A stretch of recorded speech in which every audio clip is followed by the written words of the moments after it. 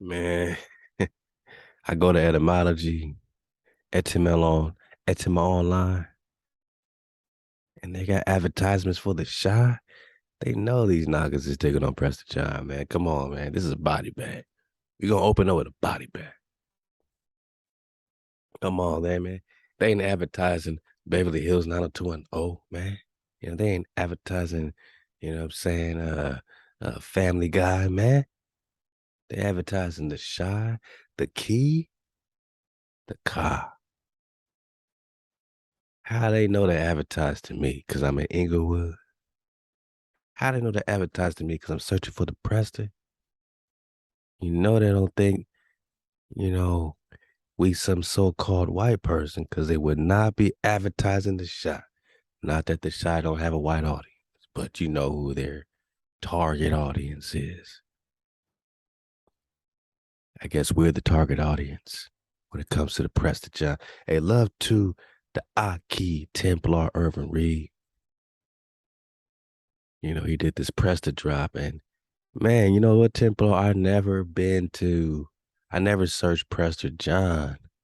We searched Prester, you know what I'm saying, John, but we never searched Prester John and Etim online, man. So, or Etim online, you know what I mean?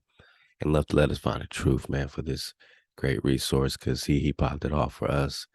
And now so many of us is searching that they're advertising directly to us. And that tells us a lot. That tells us a lot. Prester John, legendary medieval Christian king and priest said to have ruled either in the Far East or Ethiopia. Prester attested as a surname late 12th century. A surname that comes after, right? So just call him John or Wong. Wong means king. We're talking Dawi. We better be talking Dawi. From vulgar Latin Prester, a transition between Latin presbyter and English priest. And side note, man, I'll make a real side note. We got to come together, man. This information is not to separate to a point of, oh, we doing us, screw whatever you doing, screw whoever you are. No, we go hard with our tribe because they've gone hard to erase us.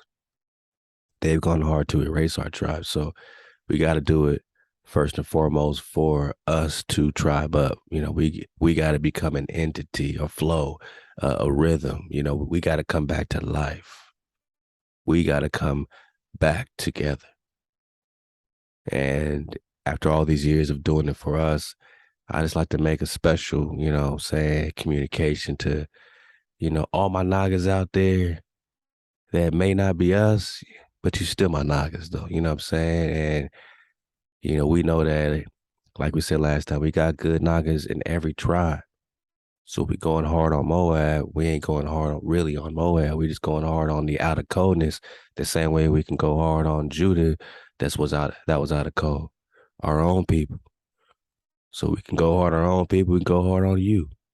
And no one's exempt, man, from getting that dragonfly perspective, so that we can get what they call truth or clarity or the dragon, right? Because we're talking etymology.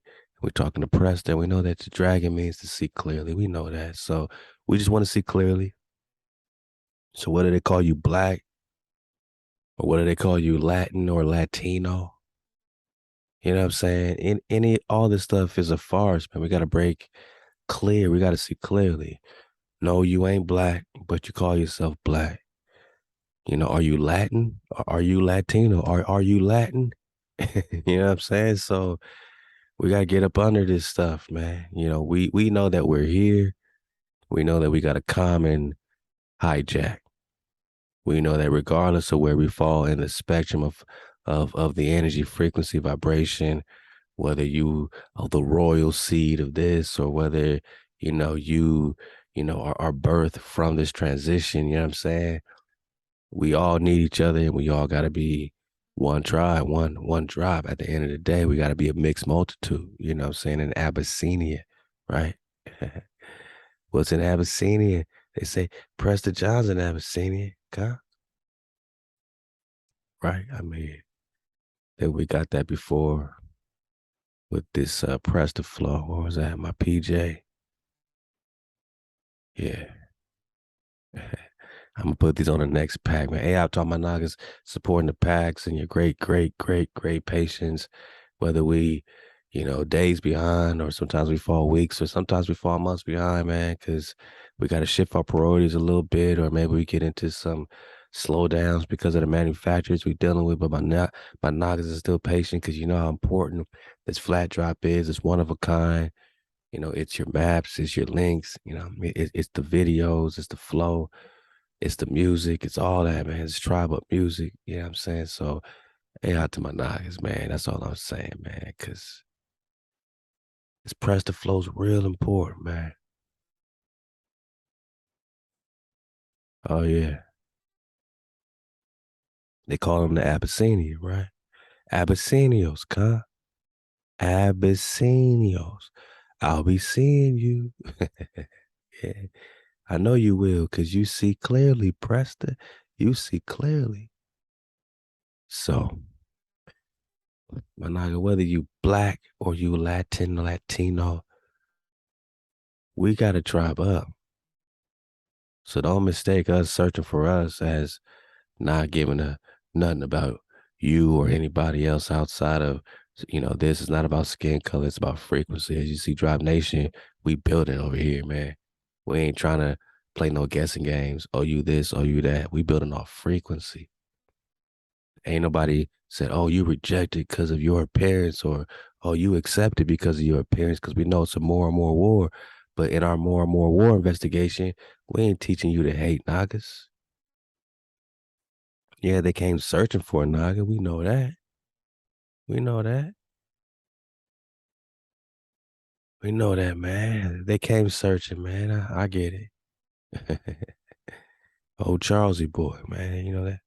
Holy Roman Empire, man. We're gonna get some cities of gold. We're gonna get a flat drop dismount. I know it's crazy, right? Normally we'll separate the flat drop and cities of gold, but I'm just popping off. We popping off. So we're gonna combine that. We're gonna get cities of gold and flat drop, man. And who wants some cities of gold and flat drop? Can we get some cities of gold and flat drop? I just want to tell you one thing, man. Just want to tell you one thing. When you're ready to keep the code and put the Most High over everything, no vanity on the Creator's name, no vanity on your own breath, no graven images, no idols. When you're ready to keep your Shabbat, rest on the seventh day, count your days and rest, man. Whatever days you count, just rest. Keep your Shabbat. Honor your frame and your shaper above. No stealing from a Naga. No killing a Naga. No false witnessing on a Naga. No covetous on a Naga. No adultery. When you're ready to keep your 9 code, you drop nation. When you know you ain't spinning on no damn ball, you firm fixed immovable, and all water is always flat. Water never curves into a damn ball. We ain't talking zero gravity because they need gravity in their Copernicus model. And we ain't talking no bubble because this ball got substance to it. But the water ain't spinning off into a vacuum of space. When you know that's some, NASA BS, man, and you ready to come home and know that there's an infinite plane of infinite possibilities. HaWah keeps creating. When you got the creation story in Genesis, is that the creation? Is that this earth pond?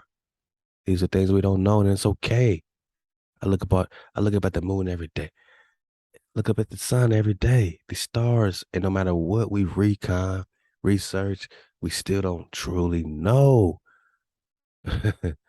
without a shadow of any, recon doubt that what we are seeing is exactly what we think we're seeing. And that gotta humble you to know that there is HaWah. Gotta be. You don't even know what you're staring at. When you know that you are the indigenous truth, the copper color found here by the European that look just like you. When you see clearly with the more and more war that the Mongol means great one and that the Khan, the Wang Khan, is the Prester, is the Prester, is Prester John, Prester Wang. Wang means king. Prester means priest. How many priest kings do you know? Moses, Joshua, David. Hey, we're talking about a special breed. We're talking about a Melchizedek. Melchi, king, Zedek, priest, priest king, Prester One is being hunted down. So as we get the cities of gold, just know, man, when it comes to Drop Nation, man, you got that water, man. When you know that you're the indigenous Khan, you Drop Nation. That is tribal. But don't put your tribe before HaWah. Don't be no fool, because your tribe will be no tribe. Don't put your land, oh, my sacred land. Don't put your sacred land before HaWah and say, I ain't gonna be no code keeper, but I got some sacred land. Then you have no land. Don't put their code before your code, because then you got no code. Huh? We just popping off. When you know that you the indigenous Khan, when you know that you ain't spinning on no damn ball, when you know that you a code keeper, and for sure, when you know that you in the frequency, 4 + 3 + 2 is 9. 9 code. You Drop Nation. You don't need no pamphlet. You don't need no registration, you know what I'm saying? We gonna get our tribe up forms, flowing. I took a step back because look, some Nagas weren't ready, man, and I just want to approach it at the right flow at the right time, man. And I don't mind taking a step back to rebuild. I wasn't ready. We gotta be ready. We all gotta be ready, my Naga. We gotta be ready. So look out for the new tribal forms, man. But it ain't about no form, man. You Drop Nation. You the remnant. You the Chickamauga. All these are titles. Forget the titles. You HaWah. HaWah ain't no title. It's breath. It's secure breath, my Naga. And all you can ever wish for your family is a secure breath. Because what's encompassed within that secure breath is shelter, is a tribe, wall of protection. That all needs to be there for you to get and have and secure a foundational revelation, a secure breath. When you know you ain't spit on a ball, man, you firm-fixed immovable.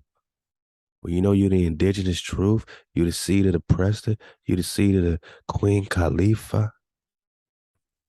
When you know that you in the code, you in the frequency, my Naga, all that comes together, you Drop Nation, man, because you got that purified substance. You got that water. Drop Nation got that water. We could take our time.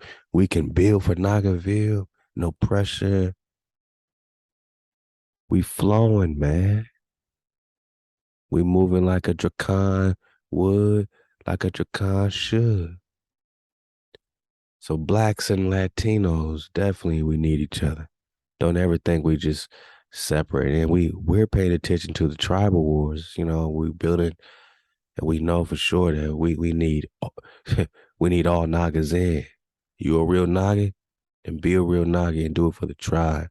But don't ever boast yourself above the root. The root of the tree. You need the root, and we need to be reestablished. The root needs to be reestablished, so we need each other. What's the purpose of having the root of a tree without the branches of the tree? Without, I mean, that's the first thing people see is these beautiful branches and feathers, right? That makes up the tree, but the tree is rooted. These so-called black people, we're talking about the Chickamauga, the Cherokee, the Karakatai, the tribes of Joseph, the tribes of Judah, the tribes of Hawaquab, Yosef, Jacob,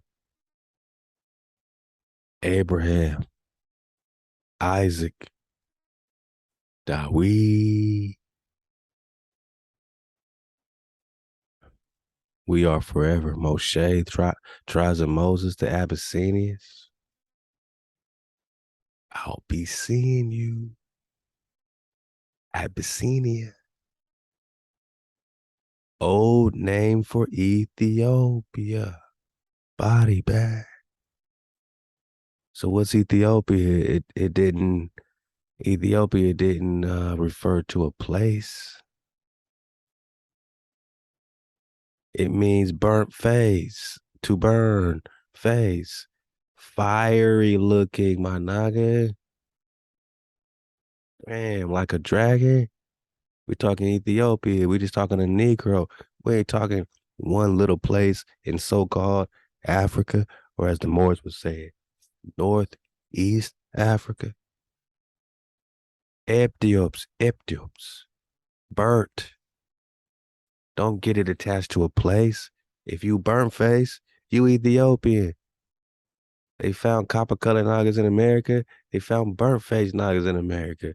This is also Ethiopia. So where's the original Abyssinia?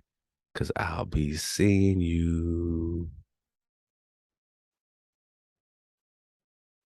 What else does Abyssinia mean, man? Because they talking fiery, looking, pay attention because we're talking about seeing clearly. So the original Ethiop or Ethiopian is the dragon, my naga. We just playing some etymologies.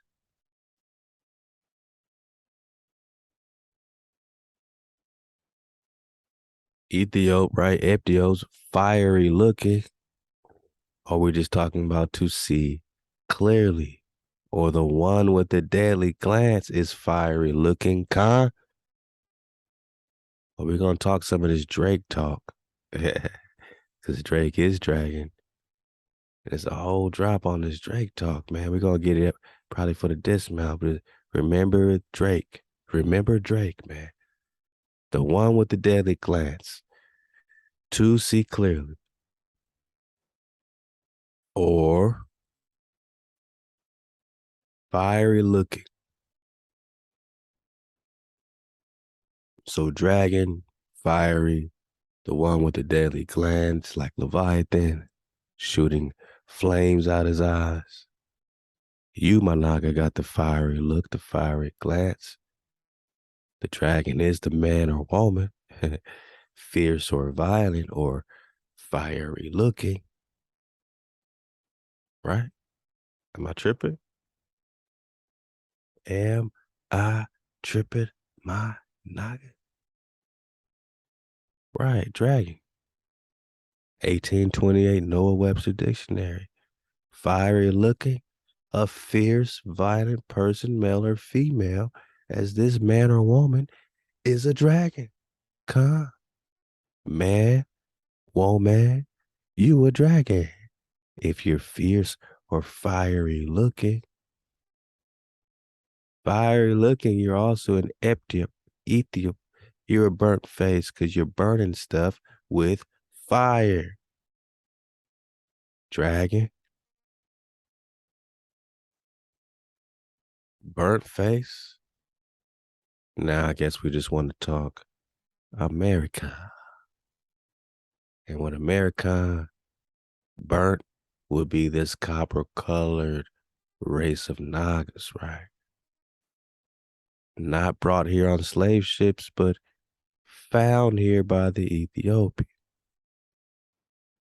This copper is the burnt, is the Ethiopian. So whether you're talking skin complexion, you American, remember Khan means priest.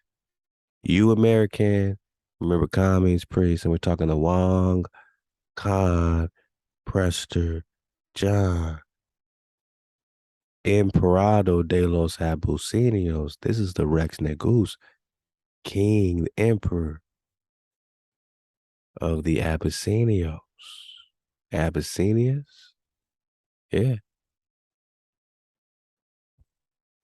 These are Maracon, copper, Ethiopians, fiery looking dracons that are seeing clearly, fiery looking, the one with the deadly glance dragon is the Ethiopian, is the Abyssinian, old name for Ethiopia. The Prester is the Khan of Khans, the Khandrakhan. David is the king of the dragons, the king of the Indians, the king of the Nagas, Rex Negus. The name for the region said to be from Amharic Habash, meaning mixed, as in the mixed multitude of Moshe or Dawid. Not talking about just skin complexion, but a mixture of tribes, you know. You got Moabites rocking with Judah, you know, the scepter, real ones in order. You got the tribes of the Medes and the Medianites, the Kenites, Edomites. I mean, you got it's a mixed multitude. You got a tribe of Naga up for the victory.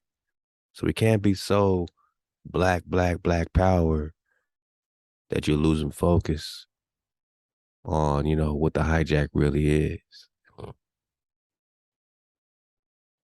You can't be so Latino that you lose focus on the root, because you're going to be chasing after your own tail, man, going in circles if you don't learn to spiral up. That we need each other to be a true tree, whether you're the root of the tree or you know, as the excellent new tune would say, you being grafted in, you a branch. It's better to be a part of the tree. It's better to be the tree.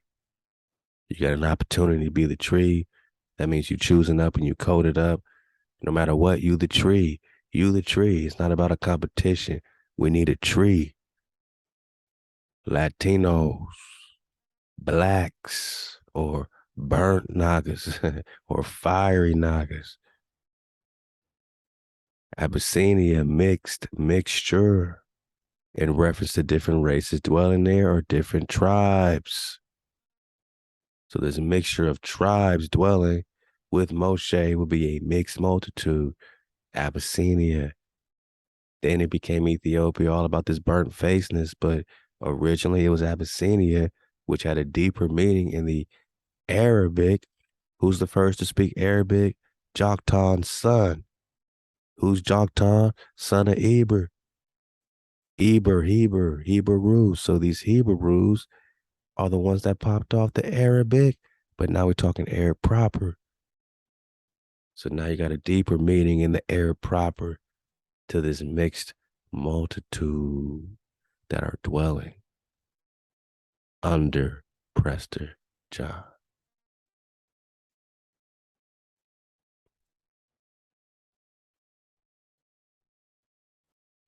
Yeah, we're gonna get some cities of gold, man. I'm ready. Are you ready? You see clearly? Shout out to Real History, www. Who is Prester John? So just know it's all about the Prester. They're looking for the cities of gold, but mainly they're searching for Prester John, Khan, King David. And this puts you right back where you need to be in the timelines. 1200s, 1300s. Oops, they found you in the 1400s. Oh, Charlesy boy, we gonna get to this Drake Jew. Matter of fact, let's just get it, man. We surfing away. One of the rites of the Elizabethan court was the giving of jewels to the queen, usually to mark the new year. The occasional gift by the queen of jewels and portrait miniatures to favored servants and defenders of the realm. After Drake circumnavigated the globe, here we go. Remember the Straits of Magellan drop. Oh, King Charles supposed to be behind this too, right? Huh? Yeah, they supposed to circumnavigate stuff. Ride through the Straits of Magellan. It was discovered first traversed by Europeans by a Spanish expedition of Portuguese. We got on this last time is Portugal flow. Explorer Ferdinand Magellan, 1520, after whom it is named. Prior to this, the strait had been navigated by canoe-faring indigenous Nagas, including the Kawa, Czar, or Car. Magellan's original name for the strait was El Estrecho de Todos Los Santos, Strait of All Saints. The King of Spain, Emperor Charles V, who sponsored the Magellan Elcano expedition, and that's all about doing what? Circumnavigating the globe. Yeah. Elcano and the 18 survivors of the expedition were the first men to circumnavigate the globe. Get the last drop on this Cities of Gold flow called Straits of Magellan. We talked about the circumnavigating. That it only means you're doing circles, man. You're going around the land in circles, or the known land to you in the circle. It doesn't mean you're popping off out the side of any ball. It just means if I want to circumnavigate Africa, I'm gonna go in a circle around Africa, man. It doesn't mean I'm on a globe. Yeah, we're gonna talk Mendoza and the Cities of Gold as usual. Estebanico, Tau. What does Tau got to do with St. Thomas? New question. Fifth wave popping off. O'Connell's all about this globe circumnavigation, right? Sponsored by who? The King of Spain, Charles V. Charles Quinto. Where's Charles Quinto? Yep. Charles Quinto's hijacking everything. Where's Charles, man? There we go. There we go. Probably Charles V, Holy Roman Emperor. So this is supposed to be Charles Quinto, who's sponsoring this circumnavigation. He's all over the place. He's looking for the Prester.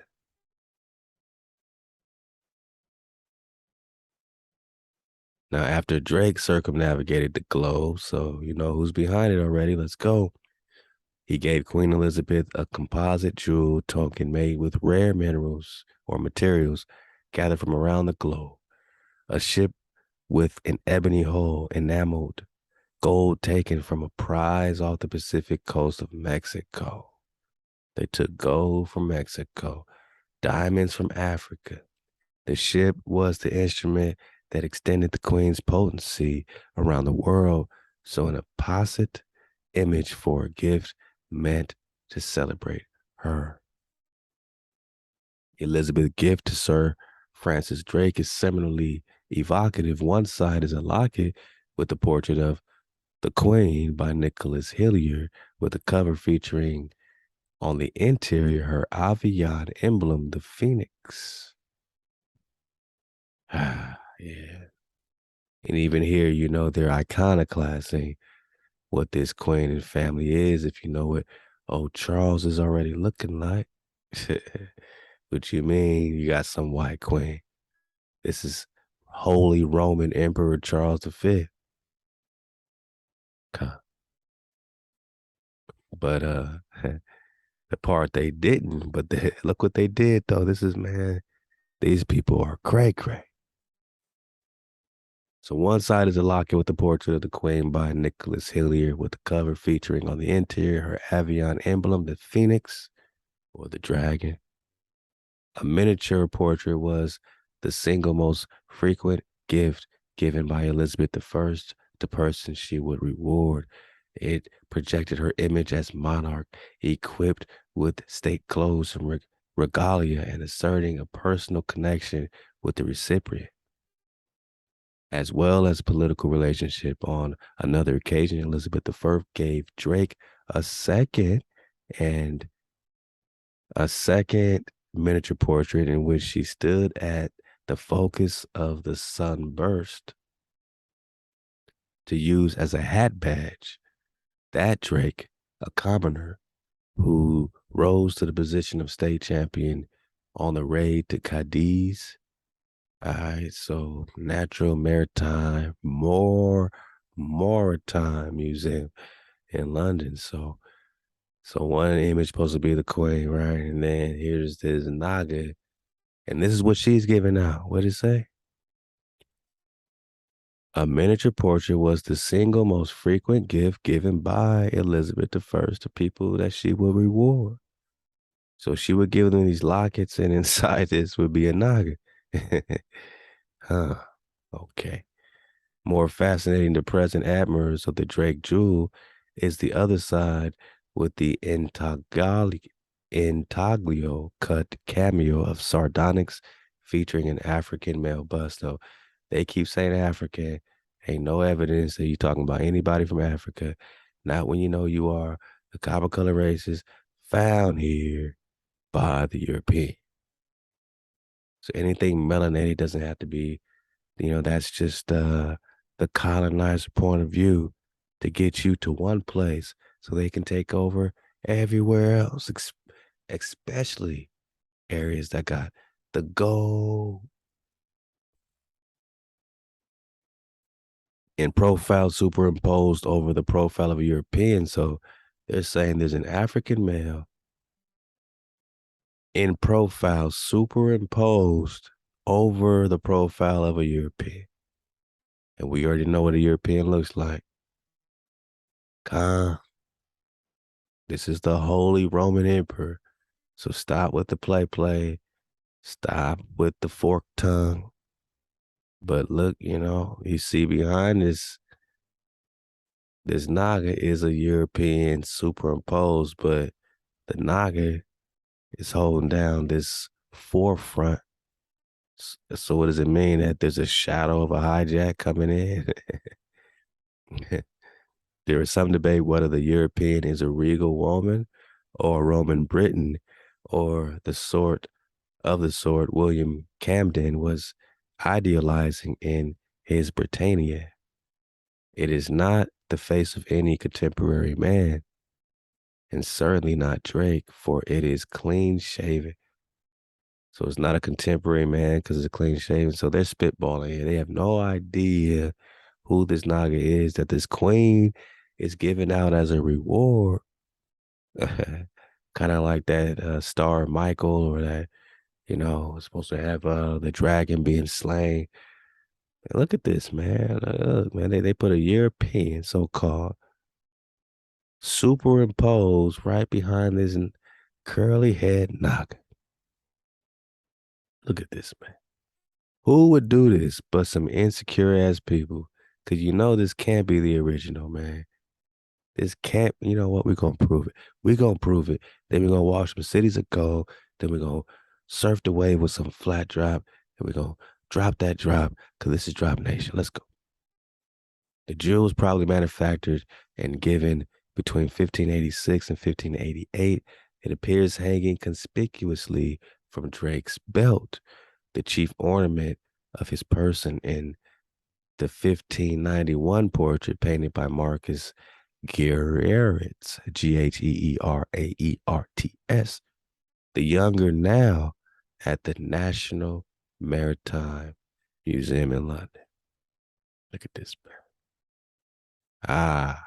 But as we always find, what the albinos say and what is the truth is rarely the same.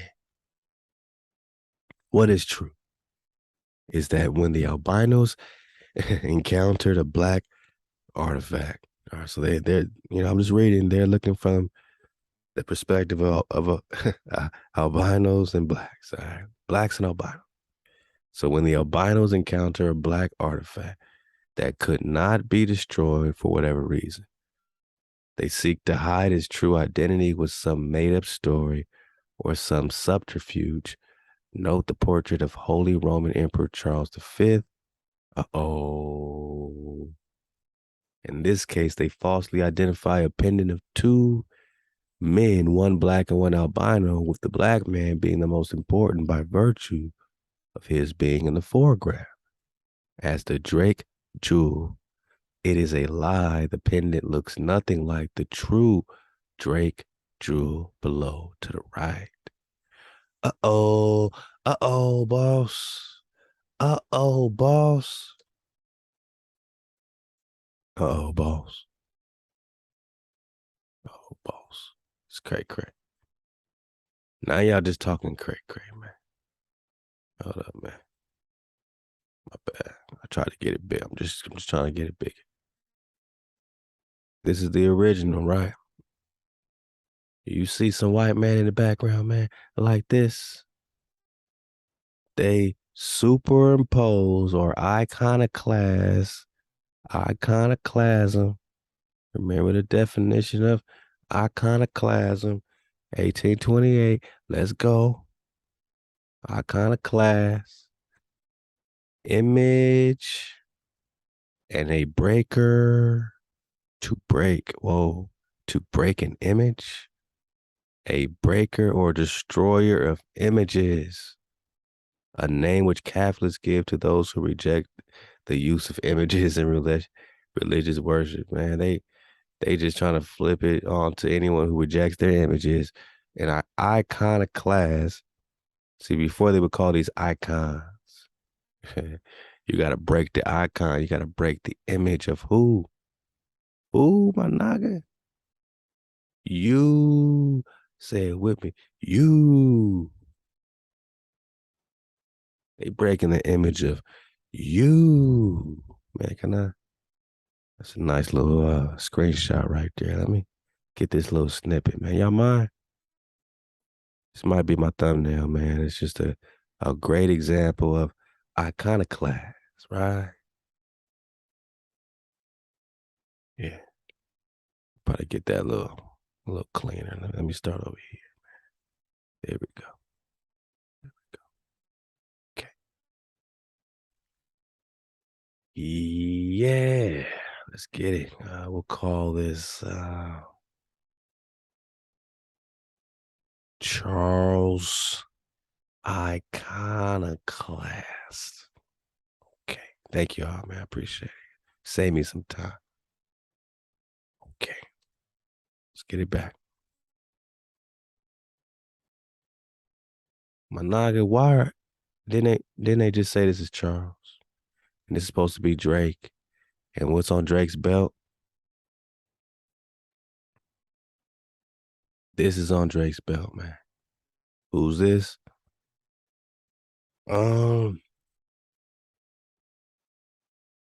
They falsely identify this as a pendant of two men, one black and one albino. Okay. Yeah, but note the portrait of Holy Roman Emperor Charles V. Same as this would be the same as this. They call him African, but he's the Holy Roman Emperor.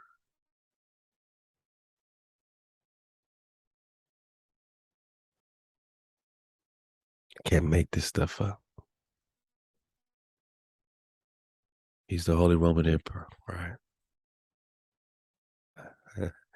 That's why the queen, is giving him out, because she's giving out a piece of her, which lets you know she don't look nothing like this. Because all this is new. All this has been redone. So what does the queen really look like? If she's giving out pictures of Charlesy boy, whether you're talking about the mother of Charles, the wife of Charles, whatever the case is, but you're talking about copper color Negroes. Now, which side of the more on more war? You see his Roman flow? See that Roman flow? Yeah, man. Probably Charles the Fifth, Holy Roman Emperor. Khan. I said probably Charles the Fifth, Holy Roman Emperor.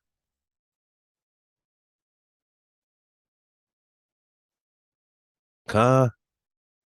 I said Khan. I said Khan. Sir Francis Drake wearing the Drake jewel or Drake pendant at his waist, National Maritime Museum, London, 1591. Khan. Oh, Charlesy boy, the Roman, is being venerated, passed around. I said, Charles the Fifth, Holy Roman Emperor, man.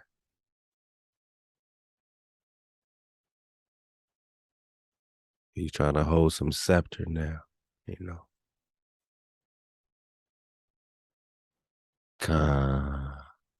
They put a European behind him, so-called. But this is the European. Does this mean that this will be the straw man?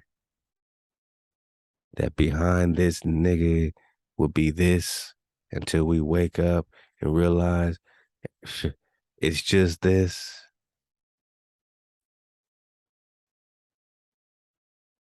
You say, I'm gonna put a straw man. But there was no straw man here. And there was no straw man here. It was just Charlesy boy, Roman Emperor, searching for Prester John. And they put a straw man boss and said, you know what? We're gonna send the white man at y'all. He'll be the shade, the reflection of the European. But in reality, it's just iconoclasm. Because you copper colored Nagas were found here by the Europeans, and these original Europeans look just like you.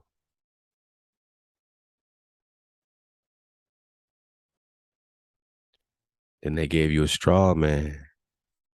They said, this is the man, made you hate the man. Don't excuse the man, but this shade, this shadow was sent like a weapon, like a biological chemical weapon, man. like a subconscious, it was more in our psyche. They gave us a new image. The devil never wants to reveal himself, herself. They give you another image. And the Naga that rode up on us looked like us, but they gave us another image. We're talking about healing our entire earth plane. We ain't gotta hate everybody because of this image, and they ain't gotta hate us because of the image and the brainwash they were given. Some people just got caught up in between. They learned and inherited the fears of their ancestors. So you ready to choose up? We ready to choose up. Latino, black, so-called, we all ready to choose up. And ThaWaDa to you for seeing that we building and that we have to build as a tribe to even,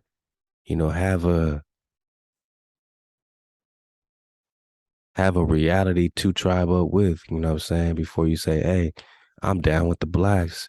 We got to realize we ain't black. We ain't wicked. Right? We in definitions.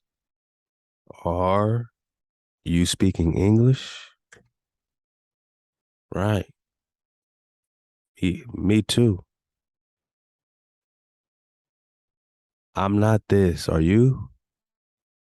Where's your black tribe? Where's your black continent? Where's your black inheritance? Straw man. Ain't no black, ain't no white. Guess you talking WIGHT like Game of Thrones. And this image, or what they're calling albino images, were sent here from them, by them. They were promised titles. They got your titles. They don't know no other home. Many were captives of the Moors in Europe, man. You know, they got on boats. They got promises of gold. You see the cities of gold we about to get? They got promises of gold, finding Atlantis. They got titles. They on the come up. They're enjoying a so-called white heaven while the straw man is still behind the scenes, looking just like you, looking oh so mean. Think he's so fresh and so clean with his red tights on. But this is probably Charles V, Holy Roman Emperor, the same Charles V, you know, that is looking for the El Estrecho de Todos los Santos, Strait of All Saints, sponsoring the Magellan Elcano expedition, which has nothing to do with anything but circumnavigating the globe. Because they searching, my naga. They searching for 500 years for Prester John. The kingdom of the Khan. King David. They're searching. He's searching. Look at him with the longing eyes. Let's pop off, man. We're enjoying it. You know, we just, belly flopping into this Drake flow, man.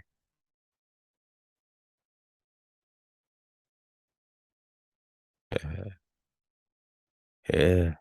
Albino's favorite trick, creating fake paintings of white people, identifying them as famous black people in history.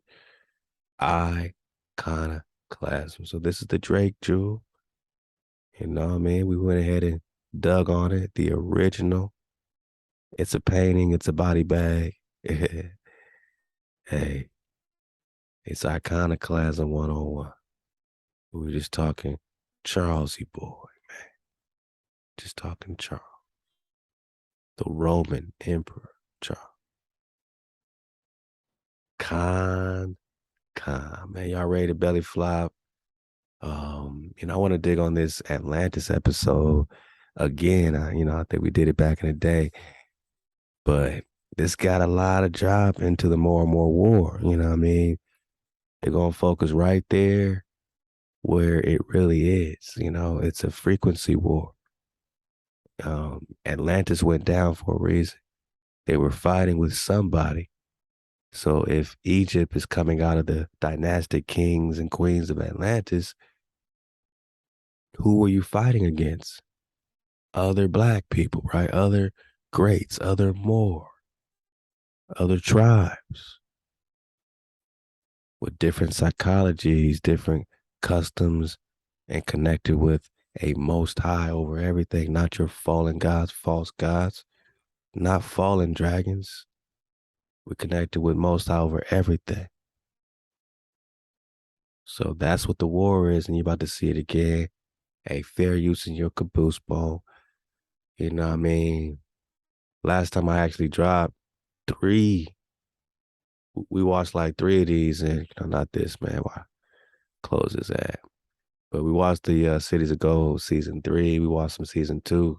All that got blocked out in all countries, so I had to re-edit it and block out or cut out all the season 3, season 2. So what we gonna do is keep popping off exclusively at 432thedrop.com, and we eventually we're gonna get to season 3 and 2, and I think they got season 4 too, man. We're gonna surf the wave over there exclusively, but at least on YouTube we can do season 1 because they got season 1 on YouTube.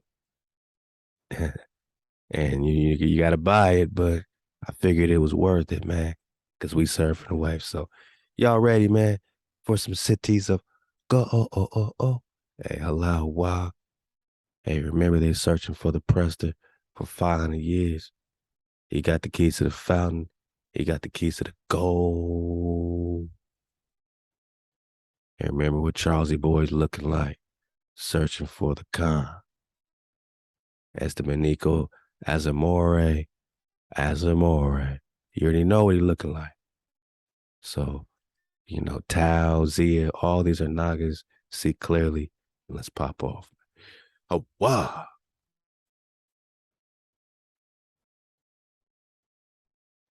It is the 16th century. All over Europe, great ships sail west to conquer the new world, the Americas. The men eager to seek their fortune, to find new adventures in new lands. They long to cross uncharted seas and discover unknown countries, to find secret gold on a mountain trail high in the Andes. They dream of following the path of the setting sun that leads to El Dorado and the mysterious cities of gold.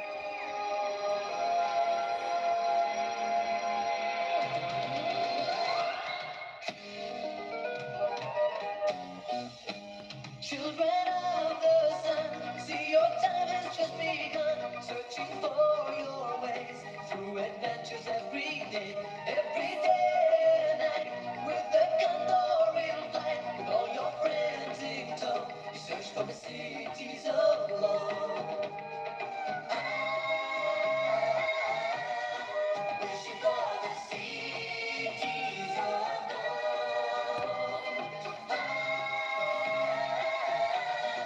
Someday we'll find the cities of gold.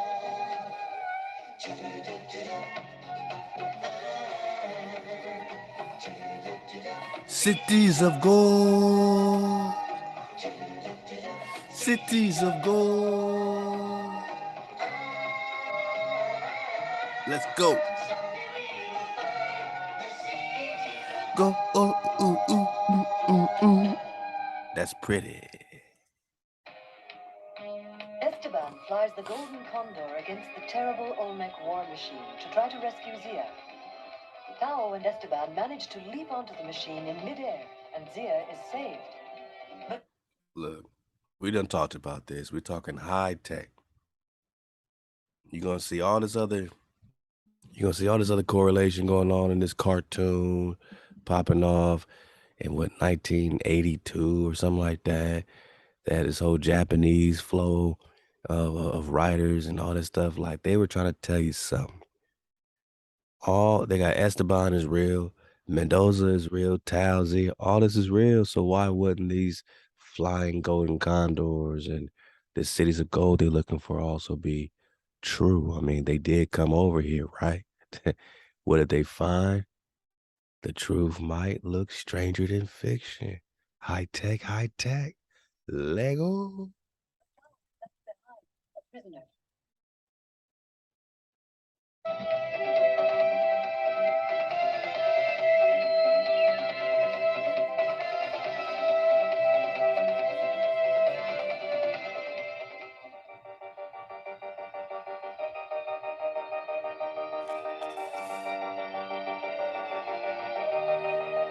You sure Mendoza, Esteban, and Tao jumped out of the Golden Condor? And landed on the Olmec machine. That's right, and I was left on the Condor to land it by myself. Wow, steering that thing through the sky. I bet it's not like a ship. I'm sure glad I wasn't in your shoes. But luck was on my side. I had the time to take a good look around, and that's when I saw it.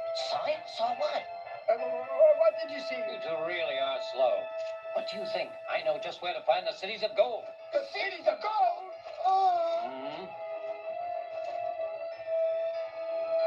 Just before he died, Upkamaya spoke where the lines joining the three ruins and the burning shield intersect. Just below that star up there. Oh, you mean, I flew over an island in the middle of the lake. That's where they are. All the Olmec soldiers that were left here have been killed. We hold this land. All the Olmec soldiers that were left here has been killed. We hold this land. Now, as you are watching this, I know you want to root for Esteban. He's the star of the show. He's the child of the sun. But Managa, this is Zeus. This is Mustafa Azamore. Yeah, this is Black Stephen that was, killed for trying to hijack our queens and steal our women and steal our things in New Mexico. in the 1500s. This is real. You know, he looked like a regular copper colored man, not a little nigga, little naga. He was like in his 20s when this was happening. So you might see a kid here. This man was in his 20s and he, you know, was trying to lead the way for all the hijacks to find the promised land from Morocco over there, from Portugal, from Spain. Like they were all rooting for him. He became the first so-called Christian martyr. This is Saint Stephen. Yeah, he might have been a baby Saint Stephen that hopped on the shoulders of Saint Christopher, the dog-headed. Or we're just talking Columbus. There's a 1,500-year gap, 1,300-year gap for the man. Go. Now, good work. Now we must find the Olmec flying machine. Some of you stay here and guard the Golden Condor. The rest follow Mendoza. So they slaying the Olmec. Just remember that. These hijacks are slaying the real Nagas. They're going to try to portray the Olmecs like some gremlin-looking creatures. That's what they do with Shrek. But we're just talking the Olmec, man.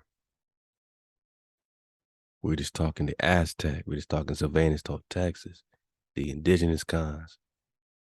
You know, Esteban's connected with Atlantis, and they bring it out in this series, maybe even this episode. He's connected with Atlantis, but Atlantis is fighting someone. More Nagas. Who are you? Who does Moshe represent? Atlantis? Egypt? Nah.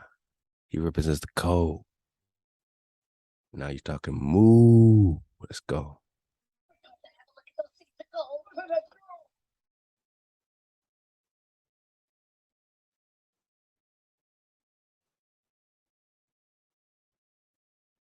Take us down, Olmec. Forgive me, great manager. So these are the Olmec. They're going to make them the bad guys, but just remember they're reversing everything. And this is my Naga Tao. Let's go.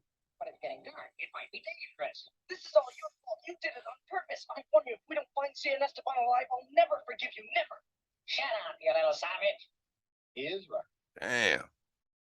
Called Tyler Savage. Let's go. Audrey.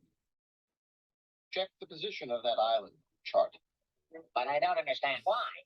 Esteban said that the cities of gold are to be found at the intersection of lines drawn between the three ruins and the burning Shield Mountain unit. That island is the only possible place. The real joke is that he has led us to it without even realizing it's coming.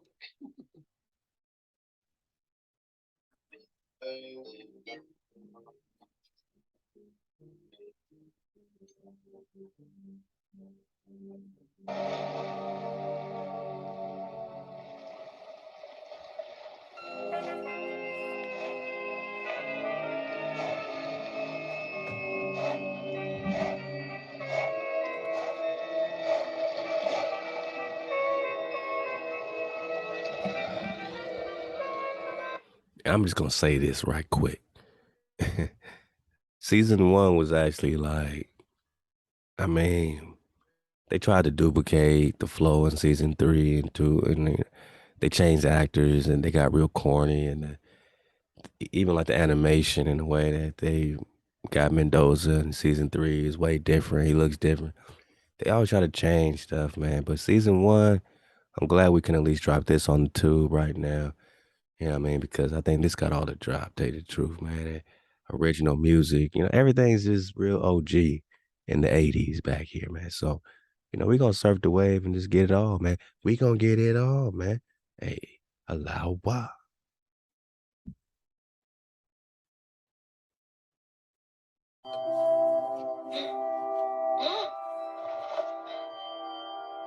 Zia, where are you, Zia? Zia? Ah! Who are you? Don't be afraid, my child. I'd be a lot less frightened if you tell me who you are. My name is Esteban. My name wouldn't mean anything to you. I'm the one who guards the entrance to the cities of gold. The entrance to the City of Gold? Yes, Esteban, you are now near the entrance to those very gates. Is that so? For many generations, it has been my family's privilege to guard the gates to the cities of gold against all attack. At this present time, it's my privilege to be the guard. How long have you been here? Oh, for a very long time. But now that you have come, my mission is drawing to a close. Why? Esteban. Zia? This is the man who saved our lives, Esteban. Yeah, I suppose he did. But As soon as I noticed that both of you were wearing the medallions of the sun, I understood. Since time immemorial, it has been predicted that you two would come here. Some years ago, a man came here and prophesied the arrival of the children of the sun, and at last the great doors would be opened to reveal the cities of gold. Say, machine commander, look, there it is. We found it. But what are they doing? Why is it circling that island? Huh? There can only be one explanation. The cities of gold must be on that island. You think so? On such a tiny island? Come, we will see.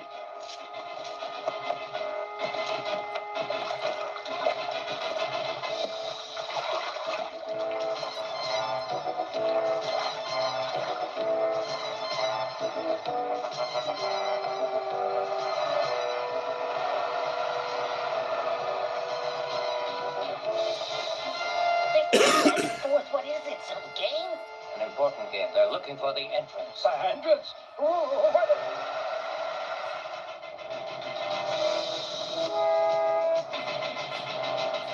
Can't see a thing. It's too dark. We may never get there. Master Manathar. Keep looking. Can't wait till sunrise. Moment of destiny the Olmec people have waited for is about to be achieved. It's within our grasp. Yes, Master.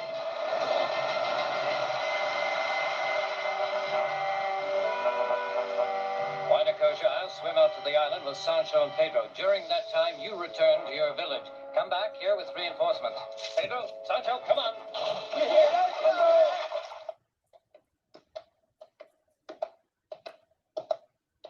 Oh!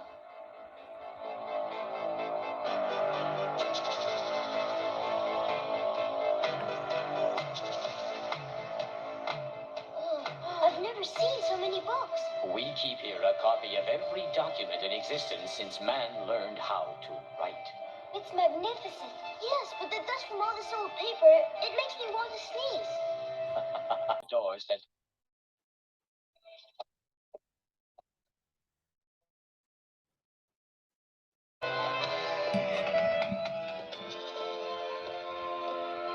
Let me get this piece again. They got the records, right? It kind of reminds me of the halls of Amente, that whole thought flow. We got all the records, all the books. You know, Joseph also had the books. We ain't got to rely on Atlantis for the records. A lot of their flow, you know, is this Atlantean connection, you know what I'm saying? Are the cities of gold, Atlantis, you know, is it about Lemuria? You know what I mean? What's the purpose? You know, is it all about the gold? Is it about the creator? Is it vanity? This is for us to look at with a dragonfly perspective. He said he had all the records, man. come over here. It Oh!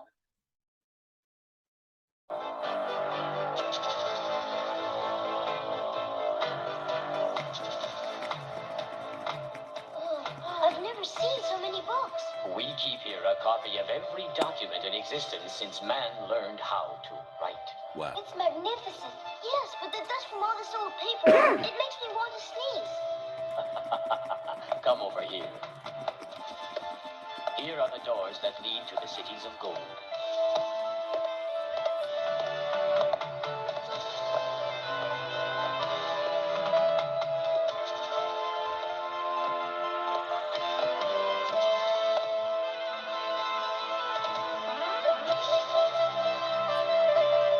Oh, so the mysterious cities of gold are right here in front of us.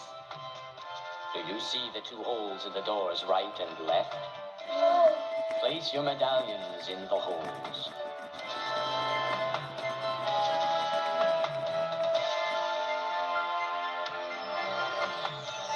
Is it play? Or are they just making up some mythological story of fantasy and fiction?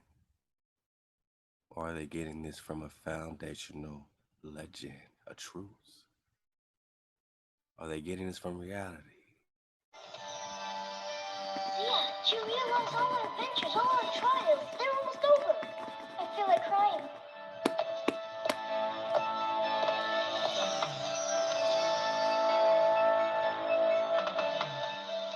On guard, danger! What is it? Olmec's approaching the outer perimeter with a flying machine. High tech, high tech. Master Minotaur, we have found the entrance. Splendid.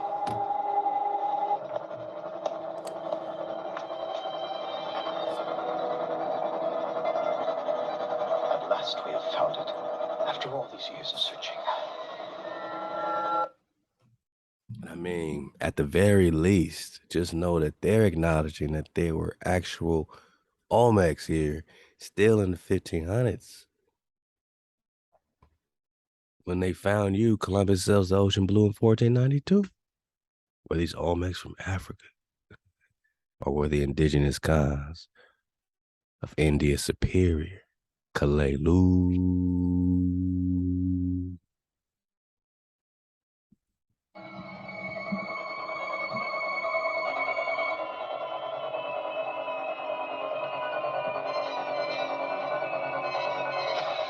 By the sacred mountain, Esteban and Zia are here already. These two always get everywhere first. Bring Tao here and put our plan into action just in case.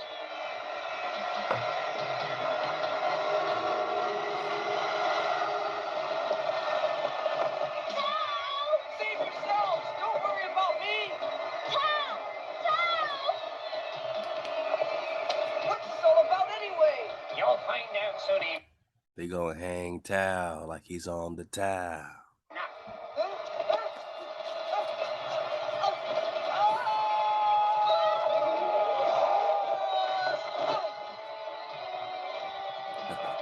Hung from a tree or hung from a machine, man. Hold on, Tao. Hold on, Tao.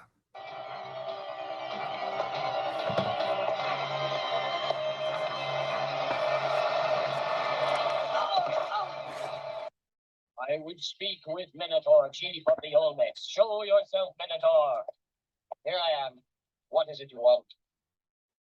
I am the guardian. Don't waste your time talking to them! They're nothing but savages! Give up. Not on your life. I may find this distasteful, but the fate of my people is in jeopardy, and nothing will stop me now. The fate of your people, what does that mean?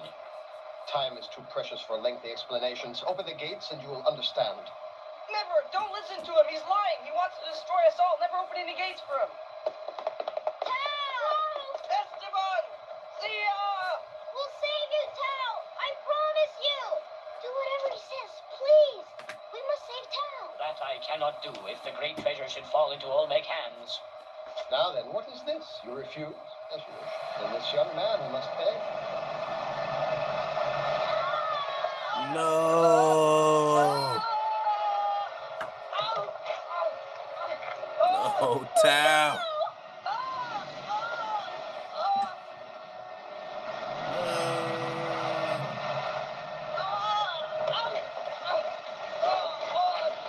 They are dragging the homie right now, man. They showing you in real time a crucifixion, man. This bro's called Tao.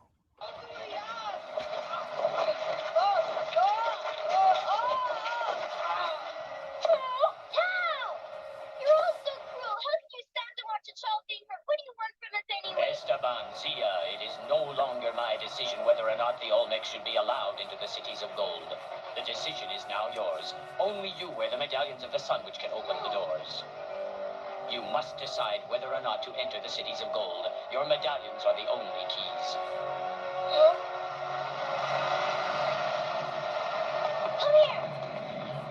Welcome, Esteban. All right, I accept. I will open the doors under one condition. You release Tao immediately. You think you can open it all on your own? You heard me. I'm the only one that can open that door. And I don't trust you. I won't open it with all of you watching. Send up a few of your men, that's all. Such impudence. How dare you demand conditions? You? Listen to me. If you don't accept my conditions, I'll take this medallion, the only key to that door, and throw it in the lake. I swear I will. What's your answer, Minotaur? No, don't do it. Go on, all of you. Take Tao back on board.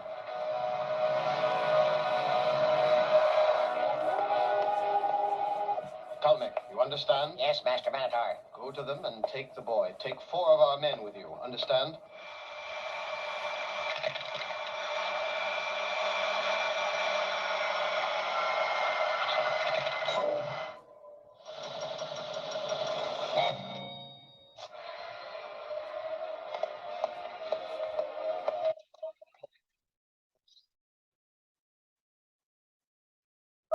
Oh, Tom! Esteban, Zia. No, I'm all right, thanks. I'm ready for anything. I am so happy to see you again, safe and sound, my dear children. You don't know how I've missed you. Never mind the sarcasm. Set Tom free now. Set your friend free. Not until you open that door. Tao is too precious a bird to let fly away. Come on, hurry along.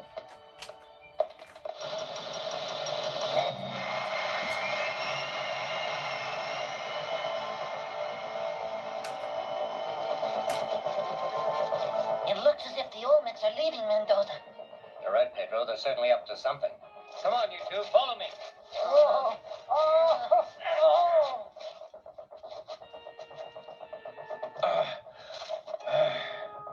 Well, I wouldn't have believed it. Now what is it? Coach Commander, look over there. I don't understand. They're not Maya boats. They're not Inca boats either. The legends say that the cities of gold are always guarded by a high priest. And yet it would seem there is no resting place on the island. Perhaps the priests live elsewhere and travel to the island only when they're needed for ceremonies or whatever. Yes, those boats could belong to the high priests, in which case we've arrived where we intended. The cities are here. Oh, this time I'm sure we are within an inch of our goal, Commander Gomez. Keep on your guard. Be suspicious of everything. The mechanics of that door are impressive. Your strength is equal to ours. In no way can you compare us, Olmec. All right, move along.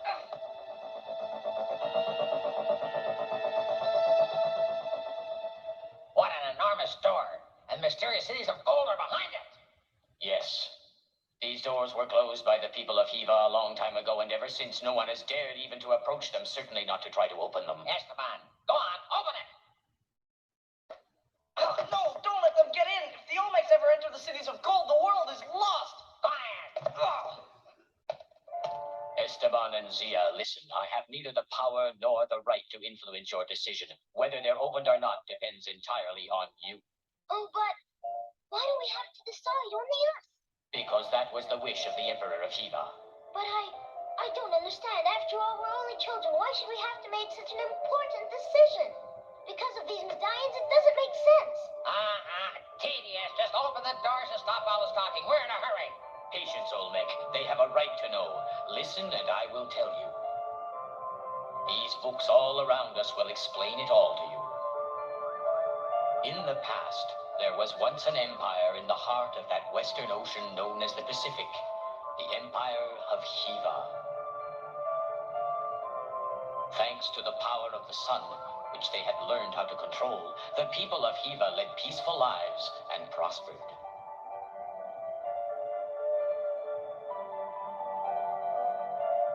At the same time, another civilization, Atlantis, existed to the east on the edge of the Atlantic Ocean.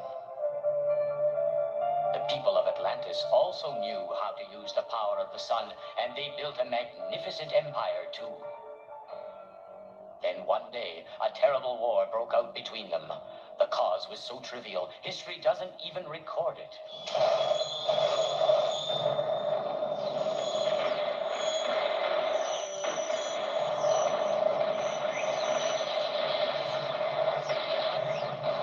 This war went on for years and years because the opponents had equal strength. Until the day when their armies first used the weapons of the sun.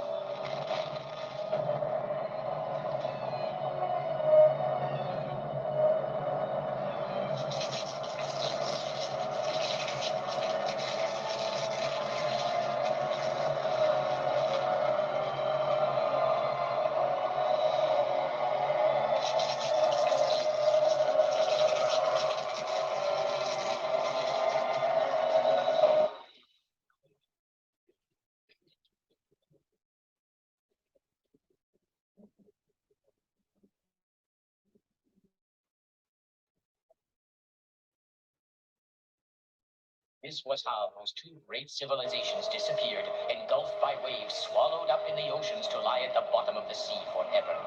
But the Emperor of Shiva had foretold this catastrophe. Before the tragic end of his people, he had 7 cities of gold built in different places around the world. And in each one, he placed a great treasure, a source of energy like that in the heart of the sun. In time, the cities of gold were hidden beneath the surface of the earth and protected by indestructible doors which only the 2 medallions of the sun can open. After the Empire of Shiva had been destroyed, everyone forgot about those medallions. Years passed, centuries passed. Many new civilizations were created to the east and in the west. Memory of the 2 ancient empires had nearly faded completely. And then, as if by some magic, once again the 2 medallions reappeared in the world. One of them was handed down in the family of an Inca priest who lived by the western seas. That is the one that Zia wears today. The second medallion fell into the hands of a man who came from the great seas to the east and found its way to Esteban.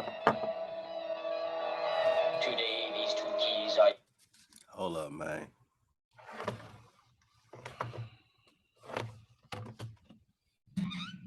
Hey, how y'all doing, man? You getting some stuff? You getting some drop? Yeah, we might have watched it before, but, you know, we got a Dragonfly perspective, so repetition breaks the spell.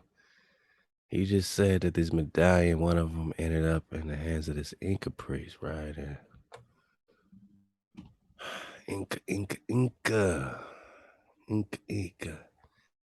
A panel from the painting in the Larco Museum in Lima, Peru, depicting the Inca Emperor. This panel shows the last 7 Inca emperors and the subsequent first European emperor of the Inca. Here he comes with his cross. They already got the towel, but he comes with his cross, right? He puts everybody in the crux, right?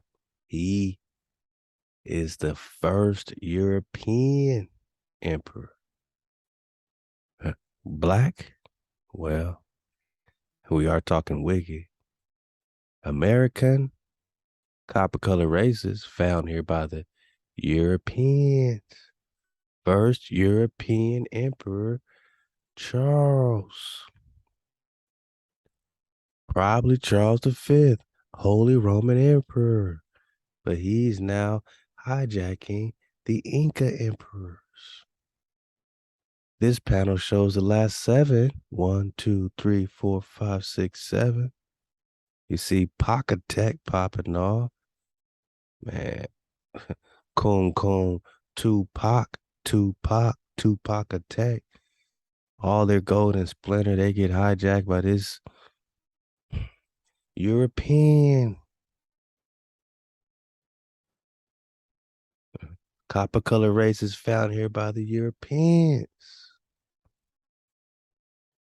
Holy Roman Emperor, Charles V, Charles Quinto. He becomes the 15th Inca Emperor. Right? We just surfing a wave in this drop. They saying that these medallions, one of them came out the Inca line. So then Zia got it, and then who got it? Charles. Because he's the 15th Inca Emperor. You know he ended up getting a hold of this medallion, man. To the cities of gold.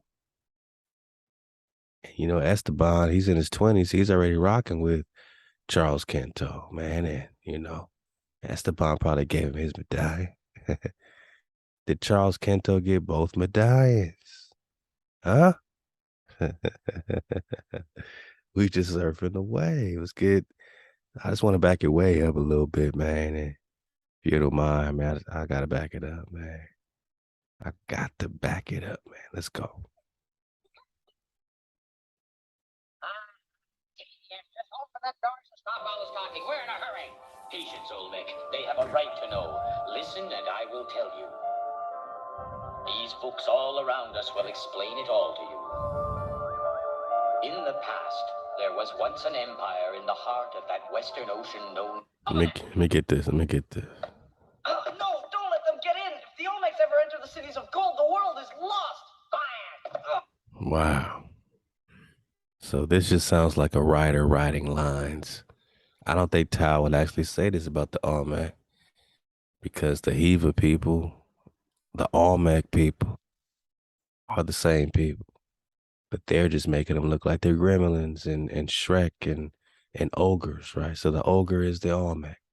Shrek is the Olmec. You know what the Olmec head looked like. Let's go. Esteban and Zia, listen, I have neither the power nor the right to influence your decision. Whether they're opened or not depends entirely on you. Oh, but why do we have to decide on the us? Because that was the wish of the Emperor of Shiva. But I don't understand. After all, we're not the children. Why should we have to make such an important decision? Because of these medallions, it doesn't make sense. Tedious. Just open the doors and stop all the talking. We're in a hurry. Patience, Olmec. They have a right to know. Listen and I will tell you. And he said, that was the wish of the Emperor of Hiva. You know what I mean? So this Hiva flow, this Emperor of Hiva, even they still got to honor, his wishes, man. The Emperor, right? So, and the Hiva, they changed the W's to V's, the Vav and the Wah. So, yeah, man, you're back to talking in the land of HaWah. And the land of HaWah seemed to go head up with Atlantis and all these Zeuses and Jupiters and all their pantheons of Atlases, all of their Poseidons and, Ham and Cush. Moab could only move with permission of the Pharaoh of who? Atlantis. They ain't talking about the Emperor of Hiva. Who is Prester John? These folks all around us will explain it all to you. In the past, there was once an empire in the heart of that western ocean known as the Pacific. The Empire of Shiva. Oh, my bad. You come from Africa, not the Pacific, right? So this got nothing to do with you, huh? Wakey. Nagaville. Thanks to the power of the sun, which they had learned how to control, the people of Hiva led peaceful lives and prospered. High tech.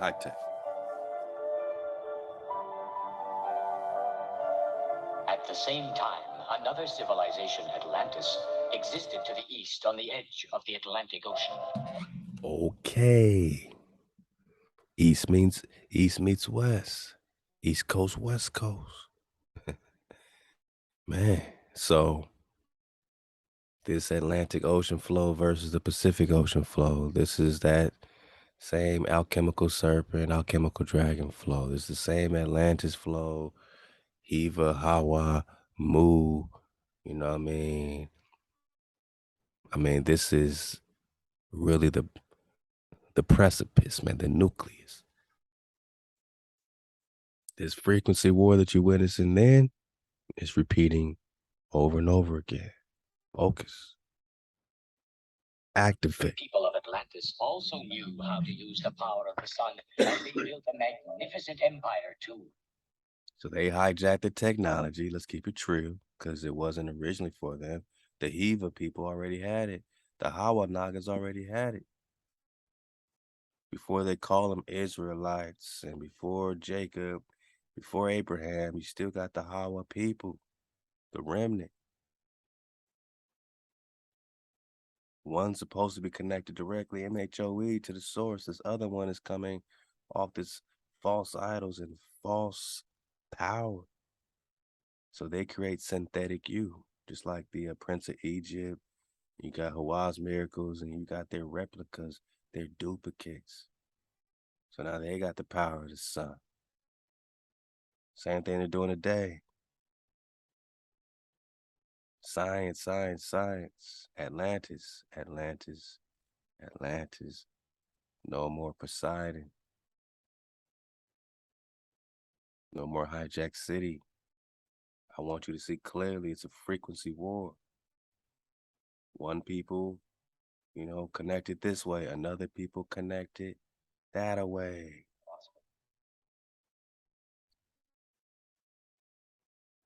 So that's you, my nigga. That's you. At the same time, another civilization, Atlantis, existed to the east on the edge of the Atlantic Ocean. The people of Atlantis also knew how to use the power of the sun and Here come the hijacks. Just look at how they painted them all, even though we know these are all Nagas too. Let's go. they built a magnificent empire too. Then one day, a terrible war broke out between them. The cause was so trivial, history doesn't even record it. I wonder why. Who does that benefit that no one knows why they're beefing? Remember in the beginning of the Cities of Gold, Tao was already beefing with Esteban. He's like, "Oh, you an Atlantean? Hell no, I can't trust you. I can't trust you." The writers forced that trust. But in real time, I don't know about that. So something happened so trivial, or was it an issue with the power that they're serving? Was it an issue of conquest? Was it a papal bull? I don't want you to look at this like some medieval stuff, man. I want you to look at this like some recent stuff, man. 1400s type of stuff. They're retelling the story, my naga.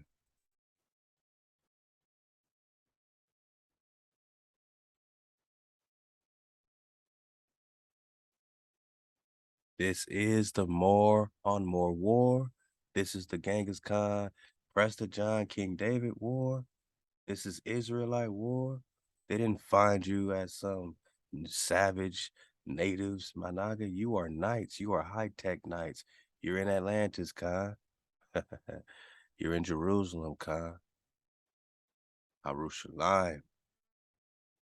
You're in the promised land, man. You're connected with these lands buried underwater in the Pacific Ocean. That's the Far East.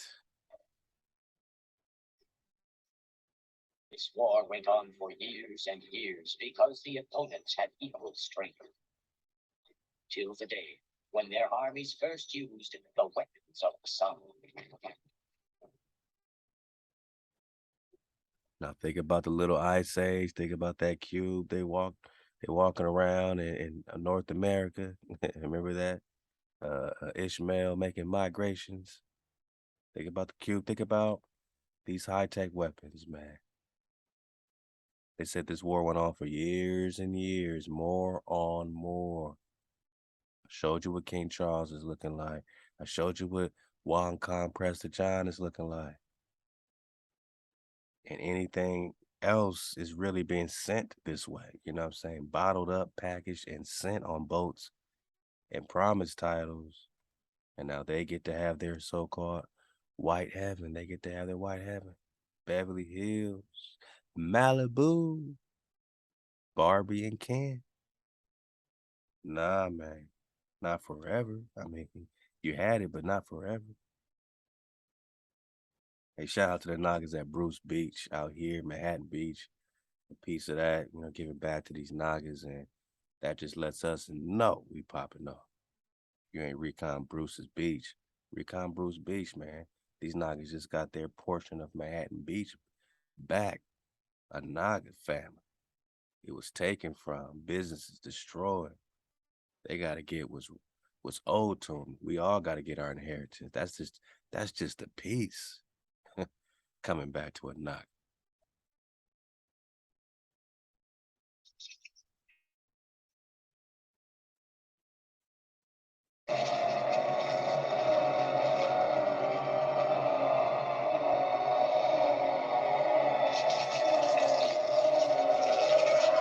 Now Joshua had the power to make the sun stand still. Don't tell me he can't, use the power of the sun.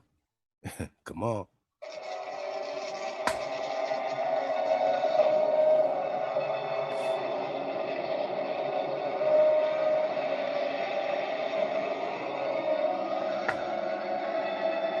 So that's your lands in the Pacific. That's Atlantis.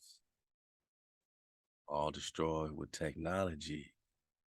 What's it got to do with the little ice age? We just coming out the ice age. They call it global warming. They say, oh, it's record-breaking heat, boss. Nah, I think this melanated naga is just about to be popping off, man. With the power of HaWah. You better hold on to your boot bones. This was how those two great civilizations disappeared, engulfed by waves, swallowed up in the oceans to lie at the bottom of the sea forever. But the Emperor of Shiva had foretold this catastrophe. Before the tragic end of his people, he had 7 cities of gold built in different places around. Whoa, that clears up a couple questions. One, you ain't buried forever. The hijackers love saying that because the Naga's on cool. 2, they just made it clear that the Emperor of Shiva is the one that constructed the cities of gold, not Atlantis. So as Hiva is falling or whatnot, I'm saying these cities are being erected, not from Atlantis, though. Let's hear this again. But the Emperor of Shiva had foretold this catastrophe. Before the tragic end of his people, he had 7 cities of gold built in different places around the world. And in each one, he placed a great treasure, a source of energy like that in the heart of the sun. Energy is technology. It's not about the goal. It's about it's about the technology. So a naga that's not ready will never find it. Do you think Charles found it? I think if Charles found it, we would have been, in flames already. You know what I'm saying? So maybe he found the cities of gold. Maybe he didn't have the access, to get to the technology.